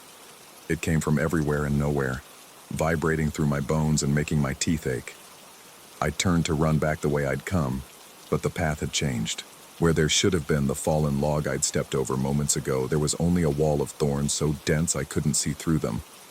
The humming grew louder, and with it came a pressure in my skull, like fingers pressing against the inside of my brain. My vision blurred, the world tilting sideways, and then nothing. When consciousness returned, it came in fragments. First, the sensation of rough bark against my back, then the taste of copper in my mouth, metallic and warm. My eyes wouldn't focus properly, everything swimming in and out of clarity like I was underwater. But even through the haze, I could see them. 3 figures in white robes stood in a semicircle around me, their faces pale as moonlight, their hair so blonde it seemed to glow in the gathering dusk. They weren't moving, just watching me with eyes that reflected light like a cat's. The humming had stopped, replaced by a silence so complete I could hear my own blood pulsing in my ears. One of them spoke, and her voice was like wind through dry leaves. "You shouldn't be here." I tried to respond, to ask where here was, but my tongue felt thick and useless. When I attempted to stand, I realized I couldn't feel my legs. Panic shot through me like electricity, but even that felt muted, distant, as if it belonged to someone else. The second woman tilted her head at an impossible angle, studying me like I was an insect pinned to a board. "He's bleeding. Look how it pools." I reached up with a trembling hand and touched the top of my head. My fingers came away red, but the wound didn't hurt. Nothing hurt. That scared me more than the pain would have. "Send him back," the third one said, her voice layered like multiple people speaking in unison. "Before he roots." Roots? The word echoed in my mind, taking on shapes and meanings that made no sense. I looked down and could have sworn I saw thin, pale tendrils emerging from my fingertips, burrowing into the earth. But when I blinked, they were gone. The women began to circle me, their robes never quite touching the ground, their movements too fluid to be entirely human. The humming started again, but this time it came from inside my own chest, resonating with something deep and primal that I didn't know existed within me. "Close your eyes," the first one commanded. And despite every instinct screaming at me to keep them open, to stay alert, my eyelids grew heavy. The last thing I saw was their faces changing, features shifting and rearranging like melting wax, revealing something underneath that my mind refused to process. When I woke again, I was lying face down in a clearing I'd never seen before, despite having explored these woods for 20 years. The sun was wrong. It should have been setting, but it hung directly overhead, beating down with noon intensity. My head throbbed now, a sharp, insistent pain that made me gag. Blood had dried on my face, cracking like old paint when I moved. The clearing was perfectly circular, the trees around its edge growing in a pattern that hurt to perceive directly. In the center where I lay, the grass was dead in a shape that looked almost like a human silhouette, but larger, stretched out wrong. I scrambled away from it, my legs working again but feeling disconnected, like I was piloting them remotely. My phone was in my pocket, somehow functioning again. The screen showed 3 days had passed. 3 days. But that was impossible. My friends would have called the police, search parties would have been sent out. The woods weren't that big. Someone would have found me. I called my friend Mike first. He answered on the 3rd ring, sounding confused. "Hey man, you coming to the thing tonight?" "What thing?" My voice came out raw, like I'd been screaming. "The Halloween prank in the woods, remember? We're gonna scare the hell out of..." He paused. "Dude, you okay? You sound weird." "Mike, I've been missing for 3 days." Silence. Then, "What are you talking about? I literally saw you this morning at work." My hands shook as I ended the call. I checked my work emails. There I was, sending reports, responding to messages, time-stamped over the past 3 days. Security footage from my apartment building, which I could access through an app, showed me coming and going at regular times. But I remembered none of it. The walk out of the woods took hours longer than it should have. The trees kept rearranging themselves when I wasn't looking directly at them. Paths I knew led home would suddenly dead-end at ravines that hadn't existed before. The sun never moved from its zenith, casting shadows that fell in impossible directions. When I finally emerged onto the main trail, a jogger passed me and did a double take. "Jesus, man, you okay? You're bleeding pretty bad." I touched my head. Fresh blood, warm and flowing, as if the wound had just happened. But I'd been bleeding for hours, days. The jogger was already on his phone, calling for help, but I walked away, ignoring his shouts. I needed to get home. I needed to understand what had happened to those 3 missing days. My apartment felt wrong. Everything was exactly where it should be, but it all seemed like a stage set, carefully arranged to look like my life. There were dishes in the sink I didn't remember using, clothes in the hamper I didn't remember wearing. My laptop showed a history of websites visited, videos watched, work completed, all during the time I was gone. I showered, watching the blood spiral down the drain in patterns that seemed almost like writing in a language I couldn't read. The wound on my head was perfectly circular, too precise to be from falling or hitting something. When I looked at it in the mirror, angling my phone's camera to see, it seemed deep, deeper than should be possible without hitting brain. That night, I couldn't sleep. Every time I closed my eyes, I was back in that clearing with those women, their faces shifting and changing. But now I noticed details I'd missed before, how their robes weren't made of fabric, but something organic, something that pulsed with its own heartbeat. How their blonde hair moved independently, each strand reaching out like a tendril, tasting the air. I started documenting everything, writing down every detail I could remember, comparing it to the evidence of my normal life continuing without me. The more I investigated, the less sense it made. My coworkers swore I'd been at every meeting. My neighbor mentioned we'd chatted about the weather Tuesday afternoon. The barista at my regular coffee shop said I'd ordered my usual that morning, but there were subtle wrongnesses in their stories. Mike mentioned a conversation we'd had about a movie that hadn't been released yet. My neighbor described me wearing a shirt I'd thrown away months ago. The barista said I'd paid with cash, but my wallet showed no withdrawal. A week passed. The wound on my head wouldn't heal. Every morning it bled fresh, requiring new bandages. I went to a doctor, but the x-rays showed nothing unusual. No wound at all, just unmarked skin. The doctor looked at me with concern when I insisted she could see it bleeding, suggested maybe I should talk to someone, gave me a referral for a psychiatrist. I started avoiding mirrors. Not because of the wound, but because sometimes in my peripheral vision, I'd catch my reflection doing something I wasn't doing, turning its head when mine was still, smiling when I wasn't. Once, I swear I saw it mouth the words, "You shouldn't be here," before I looked away. The woods called to me. Not literally, or maybe literally, I couldn't tell anymore. But I felt a pull, like gravity, drawing me back to that clearing I couldn't find on any map. I resisted for as long as I could, but the pressure built in my skull, the same sensation I'd felt before blacking out that night. So I went back. In broad daylight this time, with a GPS tracker, a camera, every piece of equipment I could think of to document what I might find. The woods were normal until they weren't. One step I was on a familiar trail. The next I was in that impossible clearing where the sun sat wrong in the sky. The grass was still dead in that human but not shape. But now there were 2 more beside it, fresher. And as I stood there trying to process what I was seeing, I heard voices, my friends, calling my name, looking for me. They were close, so close I could hear their individual footsteps, the rustle of them pushing through underbrush. I called out to them, screamed their names until my throat was raw, but they never found me. Their voices circled the clearing without ever entering it, like we existed in adjacent but separate spaces. Eventually, they faded away, and I was alone again. That's when I understood. The wound on my head wasn't bleeding outward. It was bleeding inward into spaces that didn't exist in normal geometry. The 3 days I'd lost weren't lost at all. I'd lived them, just not in the version of the world everyone else occupied.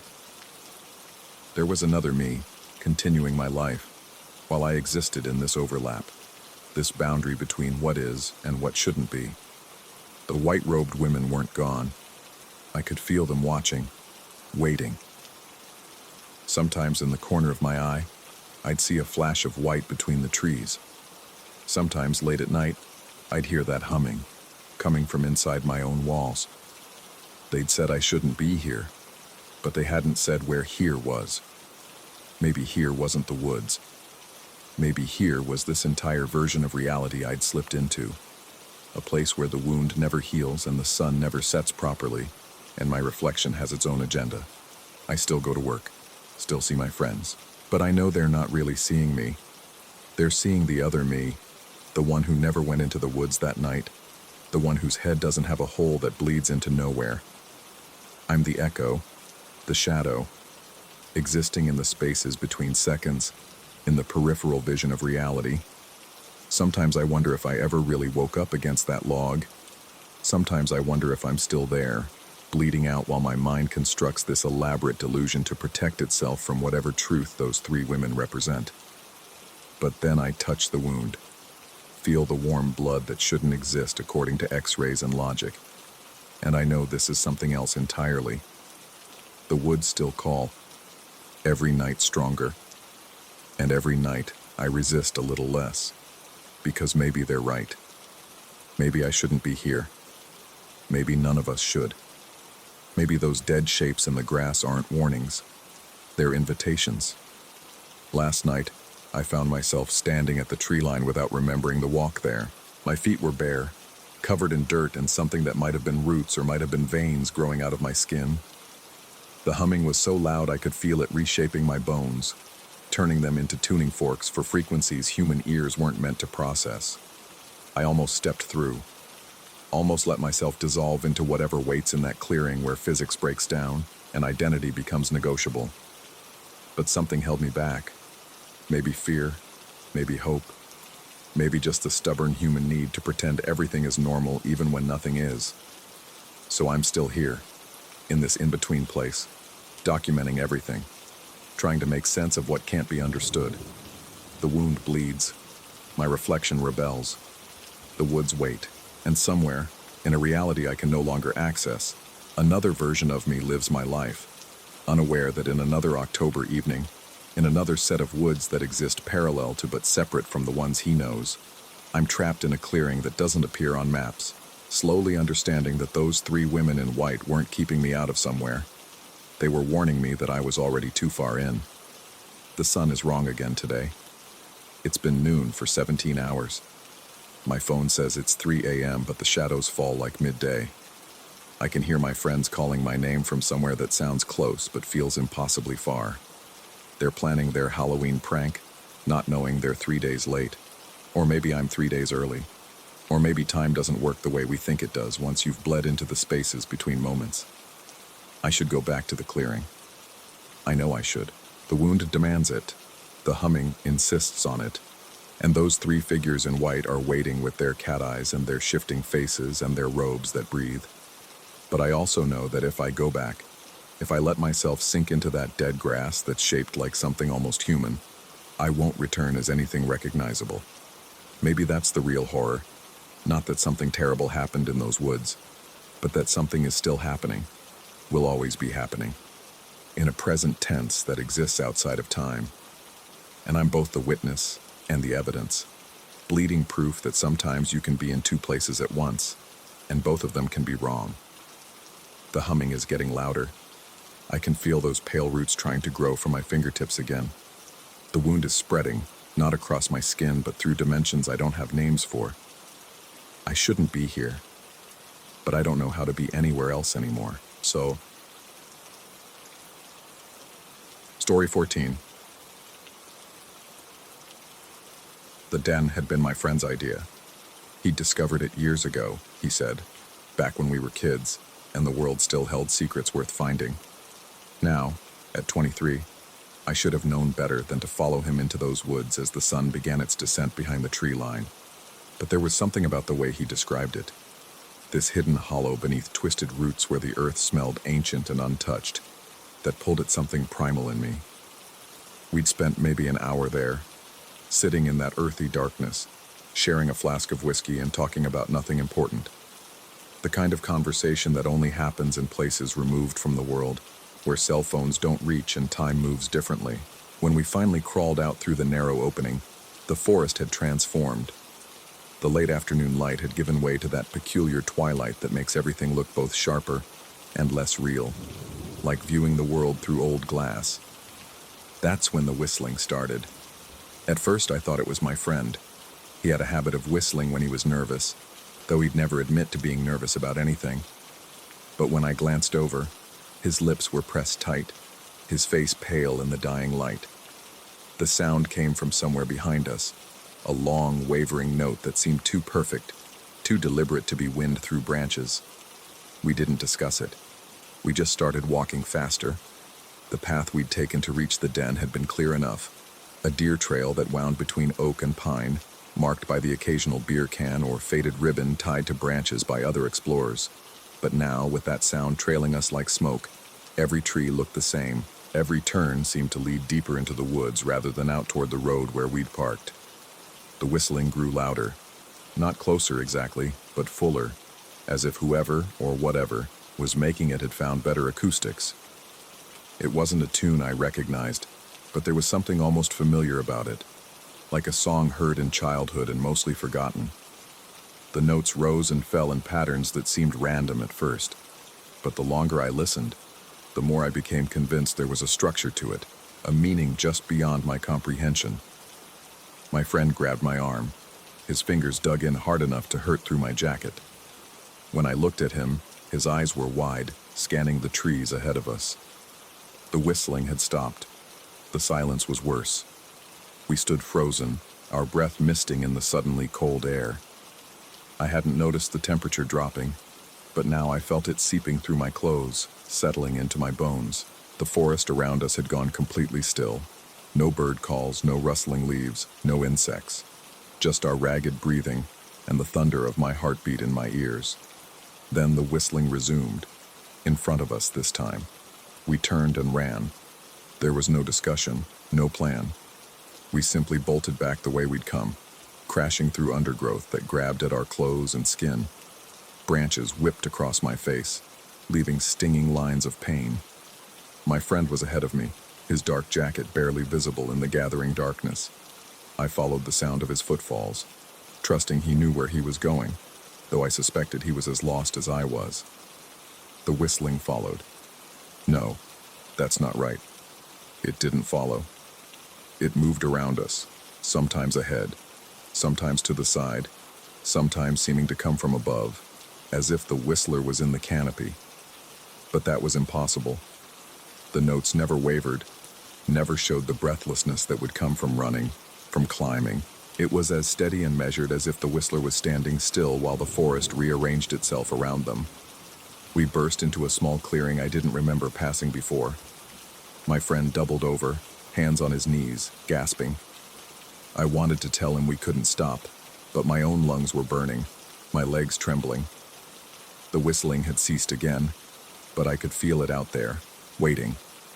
The darkness between the trees seemed to pulse with anticipation. I noticed the smell first, sweet and cloying, like overripe fruit. It hadn't been there moments before. My friend straightened slowly, and I saw him notice it too, his nose wrinkling. The air felt thicker, harder to breathe, as if we'd suddenly gained altitude. My ears popped, and for a moment, I heard nothing at all. When my hearing returned, the whistling was everywhere. It came from every direction at once, a chorus of the same tune slightly out of sync with itself, creating harmonies that shouldn't have existed. The sound pressed in on us, almost physical in its intensity. I covered my ears, but it didn't help. The whistling seemed to bypass my ears entirely, resonating in my skull, in my chest, in the marrow of my bones.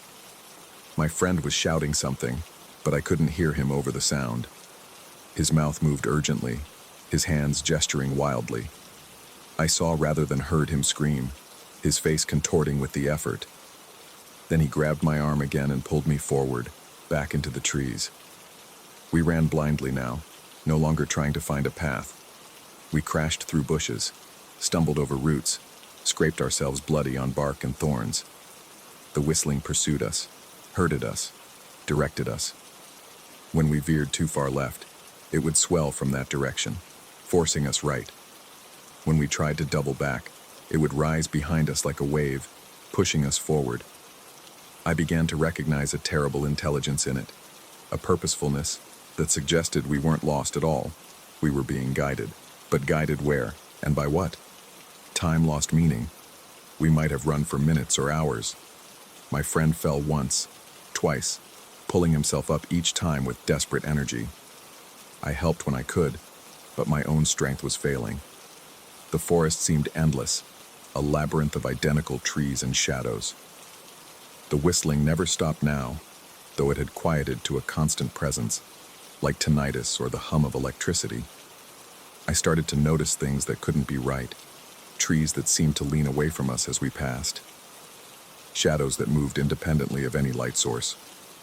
Once, I swear I saw my own face reflected in the bark of an oak, distorted and pale, watching me with eyes that weren't quite mine. But when I looked directly at it, there was nothing there but wood and moss. My friend had stopped trying to communicate. His face had taken on a blank, shocked expression, his movements mechanical. I wondered if I looked the same. I felt disconnected from my body, watching myself run as if from a great distance. The pain in my legs, the burning in my lungs, it all felt theoretical, like reading about someone else's suffering. The whistling began to change. The tune, which had remained constant despite its variations in volume and direction, started to decay. Notes went flat, then sharp. The rhythm stuttered. It sounded like a recording being played on dying equipment, the music warping and stretching. And underneath it, barely audible, I began to hear something else. Breathing. Deep, rhythmic breathing that matched our pace exactly. When we ran faster, it quickened. When we stumbled and slowed, it steadied. It was so perfectly synchronized that for a moment I thought it was our own breathing I was hearing, somehow amplified and reflected back at us. But the quality was wrong. Too deep, too wet. Like something large and patient that had been matching our movements all along, playing with us. My friend stopped so suddenly I crashed into him. We were at the edge of another clearing, but this one was different. The trees formed an almost perfect circle, their branches intertwining overhead to create a natural dome. In the center was something I couldn't quite process, a darkness that seemed more solid than shadow, roughly human-shaped but wrong in every proportion. It didn't move, but I had the overwhelming sense that it was watching us. The whistling stopped. In the silence, I could hear my friend whimpering. It was a small animal sound that seemed to come from somewhere deeper than his throat. I wanted to comfort him, to say something reassuring, but my own voice was trapped behind a wall of terror so complete it felt like paralysis. The thing in the clearing, because I couldn't pretend it was just shadow anymore, began to whistle. It was the same tune, but hearing it come from that shape made it obscene. The notes were too pure, too beautiful to emerge from something so fundamentally wrong. My mind recoiled from the contradiction, unable to reconcile what I was hearing with what I was seeing. I felt something in my head stretch, like a muscle being pulled beyond its limit. My friend broke first. He turned and ran along the edge of the clearing, keeping the trees between him and that thing. I followed, my body moving without conscious thought. The whistling followed too, but it wasn't coming from the clearing anymore. It was ahead of us again, leading us, and I realized with a sick certainty that there wasn't just one source. There had never been just one. We ran harder than before, driven by a terror that transcended physical exhaustion. The forest blurred around us, trees becoming streaks of darkness. I could no longer tell if we were moving forward or if the world was flowing backward around us, like running on a treadmill made of shadows and bark. Then, suddenly, impossibly, We burst out onto asphalt. The road appeared so abruptly that we both fell, our legs still trying to run even as our bodies hit the ground. I scraped my palms bloody on the pavement, but the pain felt like a blessing. Something real, something that made sense. We were maybe 50 yards from where we'd parked, the car sitting exactly where we'd left it, looking impossibly normal under the streetlight. We didn't speak as we scrambled to our feet and ran to the car. My friend's hands shook so badly it took 3 tries to get the key in the ignition. As the engine started, I looked back at the forest. The trees stood silent and still at the road's edge, looking exactly as they should. Just trees, just woods. But I could still hear it, faint now, but persistent, like an echo of an echo. The whistling. We drove in silence, my friend gripping the steering wheel hard enough to turn his knuckles white. I wanted to ask him what he'd seen in that clearing, if he'd heard the breathing too, if he'd noticed the way the forest had seemed to fold in on itself. But every time I opened my mouth, I heard that whistling in my memory, and the words died in my throat. It wasn't until we reached my apartment that either of us spoke. My friend turned off the engine but didn't move to get out. He stared straight ahead, his face blank. "Don't ever go back there," he said. His voice was hoarse, as if he'd been screaming, though I couldn't remember hearing him scream. "Promise me." I nodded, though he wasn't looking at me. "I promise." He drove away without another word. We haven't spoken since. It's been 3 weeks now, and I've thought about calling him a dozen times, but I never do. Because I know what we'd have to talk about, and I'm not ready for that conversation. I'm not sure I ever will be. The thing is, I can still hear it sometimes. Late at night, when the city quiets down and I'm lying in bed, I hear that whistling. Faint, distant, but unmistakable. I tell myself it's just a memory, just my mind playing tricks. But last night, I heard it coming from outside my window. My apartment is on the 7th floor. I didn't look. I couldn't. Because I knew, with that same sick certainty I'd felt in the forest, that if I pulled back the curtain, I'd see that perfect circle of trees in the parking lot below. And in the center, that wrongness waiting, patient as gravity. The whistling stopped just before dawn, but I know it'll come back. It always does now, and each time it's a little louder, a little closer. I've started to recognize the tune, to find myself humming along before I catch myself. Sometimes I wonder if my friend hears it too, if that's why he won't answer my calls. Not because he doesn't want to talk about what happened, but because he's afraid of what his voice might sound like. Because I've noticed something about my own voice lately. When I speak, there's an echo that shouldn't be there, a resonance that makes people look at me strangely. And sometimes, when I'm not paying attention, when my mind drifts, I catch myself whistling. It's always the same tune.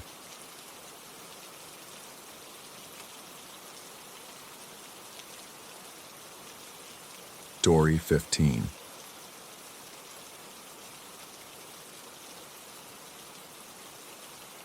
The clock on my nightstand glowed 2:47 a.m. when I first noticed the pattern. Not the footprints, those would come later, but the sound. A soft, deliberate creak that pulled me from the edge of sleep like cold fingers against my spine. The old farmhouse had its quirks, sure, but this was different. This had rhythm, purpose. I'd been living alone for 3 months by then, having inherited the property from my grandmother. The isolation suited me after the chaos of city life, after the divorce, after everything fell apart. But isolation has a way of sharpening your senses, making you hyper-aware of every sound, every shift in the air. That first night, I convinced myself it was the house settling, old wood expanding and contracting with temperature changes, basic physics. I rolled over, pulled the blanket higher, and forced my breathing to slow. But sleep wouldn't return. My body remained taut, muscles coiled like springs, waiting for something I couldn't name. At 3 a.m. exactly, I heard it, the unmistakable groan of hinges that needed oil, the kitchen door that led to the back porch. My breath caught in my throat. That door was locked. I'd checked it twice before bed, a new habit I'd developed since moving in. The deadbolt was sturdy, recently installed. No wind could push it open. I lay there, paralyzed by indecision. Get up and investigate? Stay in bed and pretend I hadn't heard anything? My rational mind wrestled with primal fear, each second stretching like taffy. Then came another sound, soft, wet, rhythmic, like bare feet on tile, but wrong somehow. Too heavy, too liquid. The footsteps moved through the kitchen with deliberate slowness. I could track their path by sound alone. From the back door, past the refrigerator, toward the hallway, toward me. My heart hammered against my ribs so hard I was certain whatever was out there could hear it. The footsteps stopped at the edge of the hallway, waiting, listening. Minutes passed, maybe hours. Time becomes elastic when terror grips you. Eventually, the wet sounds retreated, retracing their path back through the kitchen. The door creaked shut. Then silence, absolute and oppressive. I didn't sleep the rest of that night. When dawn finally painted the windows gray, I crept downstairs, baseball bat clutched in sweaty palms. The kitchen looked normal, mundane, except for the floor. Wet footprints traced a path across the white tiles. Not water, something thicker, darker, with an iridescent sheen like oil on puddles. They started at the back door and ended at the hallway threshold. Human-shaped but larger, with toes that seemed too long, too splayed. The prints were already evaporating in the morning light, leaving only faint outlines that could have been tricks of my exhausted eyes. The back door was locked. The deadbolt still engaged, exactly as I'd left it. I spent that day questioning everything. Carbon monoxide poisoning? I bought 3 detectors and placed them throughout the house. All readings normal. Hallucinations from stress? I'd been sleeping better since moving here, eating well, cutting back on drinking. A break-in? Nothing was disturbed or missing. The doors and windows remained secure. That night, I set up my phone to record. If this was really happening, I needed proof. I needed to know I wasn't losing my mind. 2:47 a.m., the creak began again, pulling me from fitful sleep. My phone was recording, propped on the dresser, aimed at the bedroom door. I forced myself to remain still, to breathe normally, to wait. 3 a.m. The kitchen door opened with its characteristic groan. The wet footsteps began their journey across the tiles, but this time, something was different. The pattern had changed. Instead of stopping at the hallway, they continued. Down the hall, past the bathroom, closer. They paused outside my bedroom door. I couldn't breathe, couldn't move. Every instinct screamed at me to run, to hide, to do something, but my body refused to obey. The doorknob didn't turn. The door didn't open, but I felt it, a presence, massive and wrong, separated from me by 2 inches of wood. The air grew thick, heavy with the smell of stagnant water and decay. My phone's screen went black, not powered off, black, as if something was blocking the camera. The presence remained for what felt like hours, but was probably minutes. Then the wet footsteps retreated, back down the hall, through the kitchen, out the door that somehow opened despite being locked. When morning came, I checked the recording. The video showed nothing but darkness after 2:59 a.m. The audio was worse, static that hurt to listen to, with underneath it, barely audible, what sounded like breathing, but not human breathing. Too deep, too wet, like lungs filled with water trying to draw air. The footprints were there again, but this time they'd made it halfway down the hall before stopping. Each day, they seemed to get closer to my door before evaporating. I tried to leave on the 4th day, packed a bag, got in my car, drove to the nearest motel 30 miles away. But I couldn't do it. Something pulled me back, not physically, but mentally, an obsession. I needed to understand. I needed to see what was leaving those prints. I installed cameras throughout the house, motion sensors, even sprinkled flour on the kitchen floor to better capture the prints. Each night at 3 a.m., The cameras would malfunction. The motion sensors never triggered, but the flower would be disturbed, showing those same impossible footprints. And each morning they extended further down the hall. By the second week, I'd stopped sleeping entirely. I'd sit in the kitchen, waiting, watching the door. But the phenomenon seemed to require my absence, or at least my pretense of sleep. If I was in the kitchen, nothing happened. If I was awake and obviously alert in my bedroom, nothing happened. It only came when I was in bed, lights off, mimicking sleep. So I learned to fake it. I'd lie in bed, controlling my breathing, keeping my eyes closed just enough to seem asleep while still being able to see. And that's when I finally saw it. Or thought I did.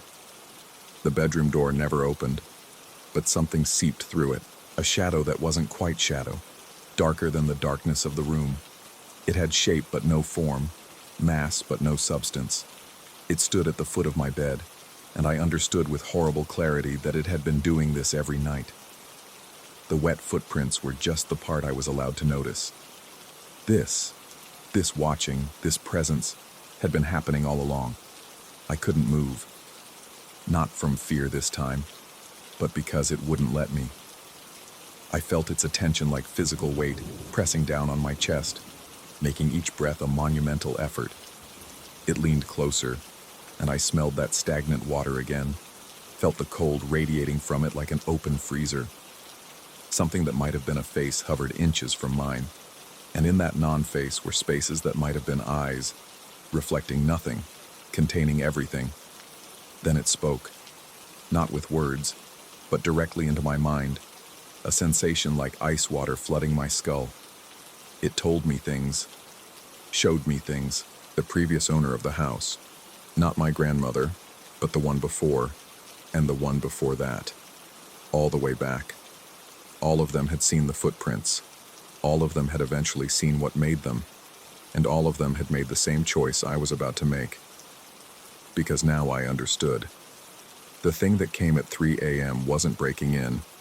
It lived here, had always lived here. The house was built on top of something much older, something that had been here when the land was still underwater millions of years ago, something that had never quite accepted that the water was gone. It offered me the same deal it had offered all the others. I could stay, and it would continue its nightly walks, getting closer and closer until what? It wouldn't say. Or I could leave and never come back. But if I left, I'd carry a piece of it with me, a fragment that would ensure that wherever I went, at 3 a.m., a door would open, footprints would appear, and eventually I'd be right back where I started. My grandmother had chosen to stay. She'd lived here for 43 years after seeing what I was seeing now. The owner before her had lasted 12 years. The one before that, only 3. The thing didn't kill them. It was very clear about that. It didn't need to. The weight of its presence, the knowledge of its nightly approach, the slow erosion of the barrier between sleeping and waking, between real and unreal, that was enough. They'd all died in their beds, natural causes, the death certificate said, but I understood now that there was nothing natural about the fear that had stopped their hearts. When the sun rose, the thing retreated, but its offer remained, pressed into my mind like a bruise. Stay or go. Face it here or carry it with me everywhere. There was no third option. There never had been. I've been here 6 months now. Every night at 3 a.m., the kitchen door opens. The wet footprints appear, getting closer to my bedroom door each time. Last night, they made it all the way to the threshold. Tonight I know they'll cross it. I've stopped trying to record it, stopped trying to understand it in any rational way. I've even stopped being afraid, mostly. Fear requires hope. Hope that things might change, that there might be escape. I have neither. There's only the waiting and the certainty that tonight, those wet footprints will finally reach my bed. I tell myself I'm staying to protect others. If I leave and it follows me, who knows who else might get caught in its path. But that's a lie I use to comfort myself. The truth is simpler and more terrible. I stay because I need to know. After all these nights of approaching footsteps, All these weeks of growing closer, I need to see what happens when it finally reaches me. The clock reads 2:47 a.m. I can hear the first creaks beginning, the prelude to what's coming. My hands are steady as I write this. My breath is calm because I've made my choice. The same choice my grandmother made. The same choice they all made in the end. We stay because leaving isn't really leaving. We stay because the unknown ending is better than the known eternity of carrying it with us. We stay because, in the end, every house becomes haunted by something. At least here, I know what haunts me. At least here, it has rules, patterns, boundaries. The kitchen door is opening now. The wet footsteps are beginning their journey. Tonight, they won't stop at the threshold. Tonight, I'll finally understand what my grandmother understood in her final moments, what all of them understood when the footprints finally reached their beds. I'm not afraid anymore. How can you fear something that's become as familiar as your own heartbeat, as regular as breathing? The footsteps are in the hallway now. Closer, closer. The door to my room isn't locked. It never has been. Locks don't matter when the thing you're trying to keep out is already inside, has always been inside, will always be inside. The footprints have taught me that. The boundaries we think protect us are just illusions we create to help us sleep. But I don't sleep anymore. I just wait. And tonight, the waiting ends. The footsteps have stopped just outside my door, but for the first time, I can hear something else. Breathing. Wet, labored, patient breathing. The doorknob is turning, even though I can see it's not moving. The door is opening, even though it remains closed. Because I finally understand. The footprints were never about something trying to get in. They were about something trying to show me that it was already here, has always been here, in the walls, in the air, in the space between waking and sleeping. The wet footprints are crossing my threshold now. I can see them forming on the hardwood, each one darker and more defined than ever before. They're almost at my bed, and the terrible thing, the truly horrifying realization that comes too late, I'm leaving wet footprints too.